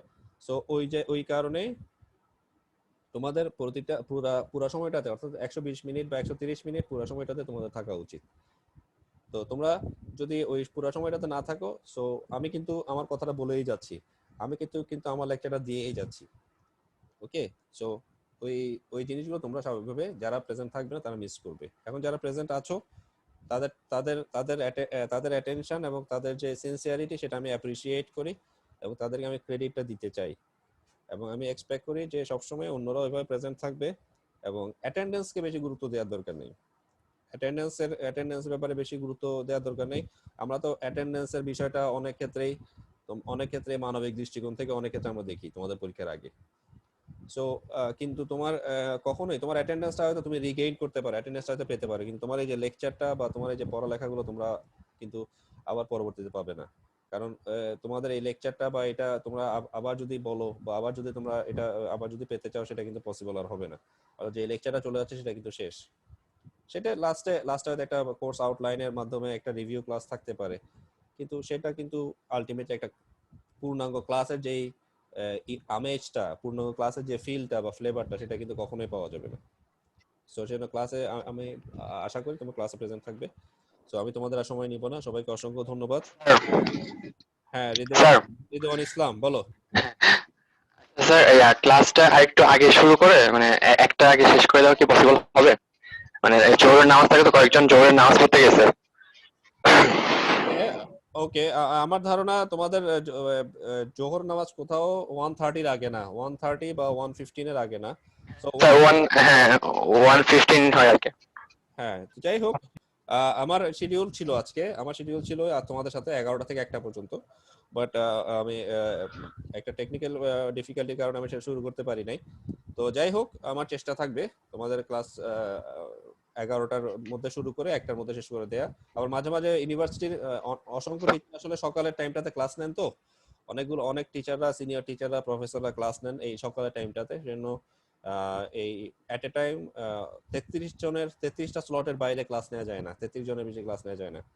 সো সেক্ষেত্রে অনেক সময় ওয়েট করতে হয়। সেই জন্য অনেক ক্ষেত্রে তোমরা খেয়াল করেছো তোমাদের আগের 2-1টা ক্লাস মেবি 12টা বাজে শুরু হয়েছিল। মানে আমি 12টা বাজে আমি শিডিউল ক্রিয়েট করতে আমি বাধ্য হয়েছিলাম। আমি চেষ্টা করছিলাম 10টা বা 11টা থেকে শিডিউল ক্রিয়েট করব, কিন্তু সেটা হোয়াটএভার পসিবল হয় না। তো আমি চেষ্টা করব, আমি এটা মাথায় থাকবে, একটার মধ্যে যাতে আমি তোমাদের শেষ করে দিতে পারি। সো ঠিক আছে মাই ডিয়ার স্টুডেন্ট, যেটা আমি তোমাদেরকে আগেও বলে আসছি যে আমি ক্লাস শেষ করার আগে তোমাদেরকে জিজ্ঞেস করব যে তোমাদের আজকে ক্লাস নিয়ে কারো কোনো প্রবলেম আছে কিনা, এবং তোমরা সেটা নোট ডাউন করে রাখবে। সো আই থিঙ্ক যদি কারো কোনো প্রবলেম থাকে তারা সেটা নোট ডাউন করে রাখছে, এবং ইন দ্যাট সেন্স যদি তাদের নোট ডাউন করা থাকে তারা আমাকে এখন জিজ্ঞেস করতে পারে তাদের প্রবলেমের ব্যাপারে বা কোনো কোয়েরি বা কনফিউশন থাকলে। স্যার অ্যাসাইনমেন্ট নিয়ে কিছু বলছিলেন স্যার, ওটা বুঝতে পারিনি স্যার, তো আবার বলবেন স্যার। ওকে, সেটা হচ্ছে যদি আমাদের ধরো অক্টোবরের 3 তারিখ, তাই না, অক্টোবরের 3-তে পর্যন্ত আমাদের এটা অফ আছে, মানে প্যান্ডেমিক সিচুয়েশনের কারণে। এরপরে এখনো তো ওরকম তোমার মন্ত্রণালয় থেকে বা সরকার থেকে ওরকম কোনো ডিসিশন আসে নাই যে অক্টোবর 3 তারিখের পরে খুলবে কি খুলবে না। সো যদি আমরা ক্যাম্পাসে যাই, তোমরা তো সবাই আসবে ক্যাম্পাসে। তো ক্যাম্পাসে যখন আমরা যাব, ক্যাম্পাসে যাওয়ার পরে তখন স্বাভাবিকভাবে তোমাদের হাতে আমি মানে তোমাদের হাত থেকে আমি এটা আমি নিজেই তখন নিতে পারবো তোমাদের কপিগুলো বা অ্যাসাইনমেন্টগুলো, যে কাজগুলো হোমওয়ার্ক আকারে তোমাদেরকে আমি দিচ্ছি সেগুলো আর কি। তোমাদেরকে এই যে আজকে 3টা ক্লাস আমাদের শেষ হলো, অনলাইন ক্লাস, 3টা ক্লাস আমি তোমাদেরকে আগে 2টা ক্লাসে দিয়েছি, আজকেও কিছু হোমওয়ার্ক প্রবলেম দিয়েছি যেগুলো তোমরা করবে। সো ওই জিনিসগুলা তখন ফিজিক্যাল আমাদের যখন লাইভ আমরা যখন সামনাসামনি দেখা হবে তখন আমরা তখন সেটা সামনাসামনি তোমাদের কাছ থেকে নিতে পারবো। ইন কেস যদি সেটা পসিবল না হয়, অর্থাৎ আমরা যদি সামনাসামনি আমাদের দেখা না হয় বা আমরা যদি ক্যাম্পাসে যেতে না পারি, সো আমরা মানে অনলাইন ক্লাস আমরা যদি কন্টিনিউ করতে হয়, তখন সেক্ষেত্রে তোমাদেরকে কাছ থেকে কিভাবে আমি সেটা নিব, তোমাদের অ্যাসাইনমেন্টগুলো কিভাবে নিব সেটা আমি তোমাদেরকে পরে বলে দিব। যেমন এটা একটা ওয়ে থাকতে পারে, তোমাদের পুরো খাতাটার প্রতিটা পেজ এবং খাতাটা আরেকটা যেটা সেটা হচ্ছে যেটা তোমাদেরকে আমি বললাম যে তোমাদের প্রতিটা হোমওয়ার্ক করার আগে ডেটটা উল্লেখ করাটা খুব জরুরি। ডেটটা উল্লেখ করা থাকতে হবে, আমি কোন ক্লাসে কোন হোমওয়ার্কটা দিয়েছি, যে 14 তারিখে এই হোমওয়ার্ক দিয়েছি, 20 তারিখে এই হোমওয়ার্ক দিয়েছি, 27 তারিখ আজকে এই হোমওয়ার্ক দিয়েছি। তো এই জিনিসগুলো ডেটে উল্লেখ থাকবে, আর প্রতিটা পেজ নাম্বার তোমরা দিয়ে রাখবা তোমাদের খাতায়, যেহেতু তোমরা এটা হাতে লিখবা, পেজ নাম্বার দিয়ে রাখবা। আর তোমার ছবি তুলবা, প্রতিটা সুন্দর করে একদম স্পষ্ট করে স্ন্যাপশট নিবা তোমাদের এই খাতা থেকে ছবি নিবা। ছবি নিয়ে প্রতিটা ছবি এই যে পেজ নাম্বার যেহেতু দেয়া আছে, সিরিয়ালি সবগুলো ইমেজ টু পিডিএফ, এটা অনলাইনেও করা যায়, ইমেজ টু পিডিএফ, বা এটা তোমার পিডিএফ ক্রিয়েটর দিয়ে করতে পারো, বা পিডিএফ এর অনেকগুলো সফটওয়্যার আছে। তো ওই ইমেজ থেকে পিডিএফ করে তারপর তোমরা আমাকে সেটা দিতে পারো, সেটা যে কোনো ওয়ে হইতে পারে। Is it clear? G sir, বুঝতে পারছি। হ্যাঁ, তো ওইটা আমি তোমাদেরকে পরে বলবো। আগে আমরা ওয়েট করি যে অক্টোবরের ফার্স্ট উইকে আমাদের ইউনিভার্সিটি খুলছে কিনা, তখন আমরা তো লাইভ সামনাসামনি দেখা হবে একজন আরেকজনের সাথে, তখন তো আর এটা এত ডিফিকাল্টিস হয়তো আমাদের ফেস করতে হবে না, তখন আমরা সামনাসামনি ক্লাস করব। আমাদের ক্লাসে যে মেইন আসল যে আমেজটা, যে ফ্লেভারটা তখন আমরা পাবো। সো যাই হোক, তো এখনো তোমাদের সাথে আমার দেখা হচ্ছে, অনেকেই দেখতে পাচ্ছি, তোমাদের সবার সাথে আমার কথা হচ্ছে, এটাও অনেক ভালো লাগার ব্যাপার। অনেকদিন পরে 5 মাস 5.5 মাস পরে এই সুযোগটা সৃষ্টি হয়েছে ইউনিভার্সিটি কর্তৃপক্ষের কল্যাণে, এবং আমরা তাদের প্রতি কৃতজ্ঞ। এবং আমরা এই যে অনলাইন প্ল্যাটফর্মে, জুমের মাধ্যমে অনলাইন প্ল্যাটফর্মে, এবং এই যে বিডিরেন এই সুযোগটা আমাদের করে দিয়েছে, আমরা তাদের প্রতিও কৃতজ্ঞ। তো এই যে আমরা ক্লাস কন্ডাক্ট করতে পারছি, ক্লাস নিতে পারছি, তো এটা একটা বিশাল ব্যাপার এই প্যান্ডেমিক সিচুয়েশনে সবার সাথে দেখা না হওয়ার কারণে টেকনোলজির কল্যাণে। সো টেকনোলজির প্রতি আমরা কৃতজ্ঞ। সো ঠিক আছে, thank you all my dear students. আমি সবাইকেই আবার আমন্ত্রণ জানাচ্ছি, রিকোয়েস্ট করছি আগামী ক্লাস যাতে সবাই প্রেজেন্ট থাকে, অ্যাটেন্টিভ থাকে, এবং তোমাদের প্রেজেন্স আমার জন্য অনেক ইম্পর্টেন্ট। তোমরা প্রেজেন্ট থাকলে আমার নিজের কাছে অনেক বেশি ভালো লাগে। সো সবাইকে অসংখ্য ধন্যবাদ। আসসালামু আলাইকুম। আসসালামু আলাইকুম স্যার। ওয়ালাইকুম আসসালাম।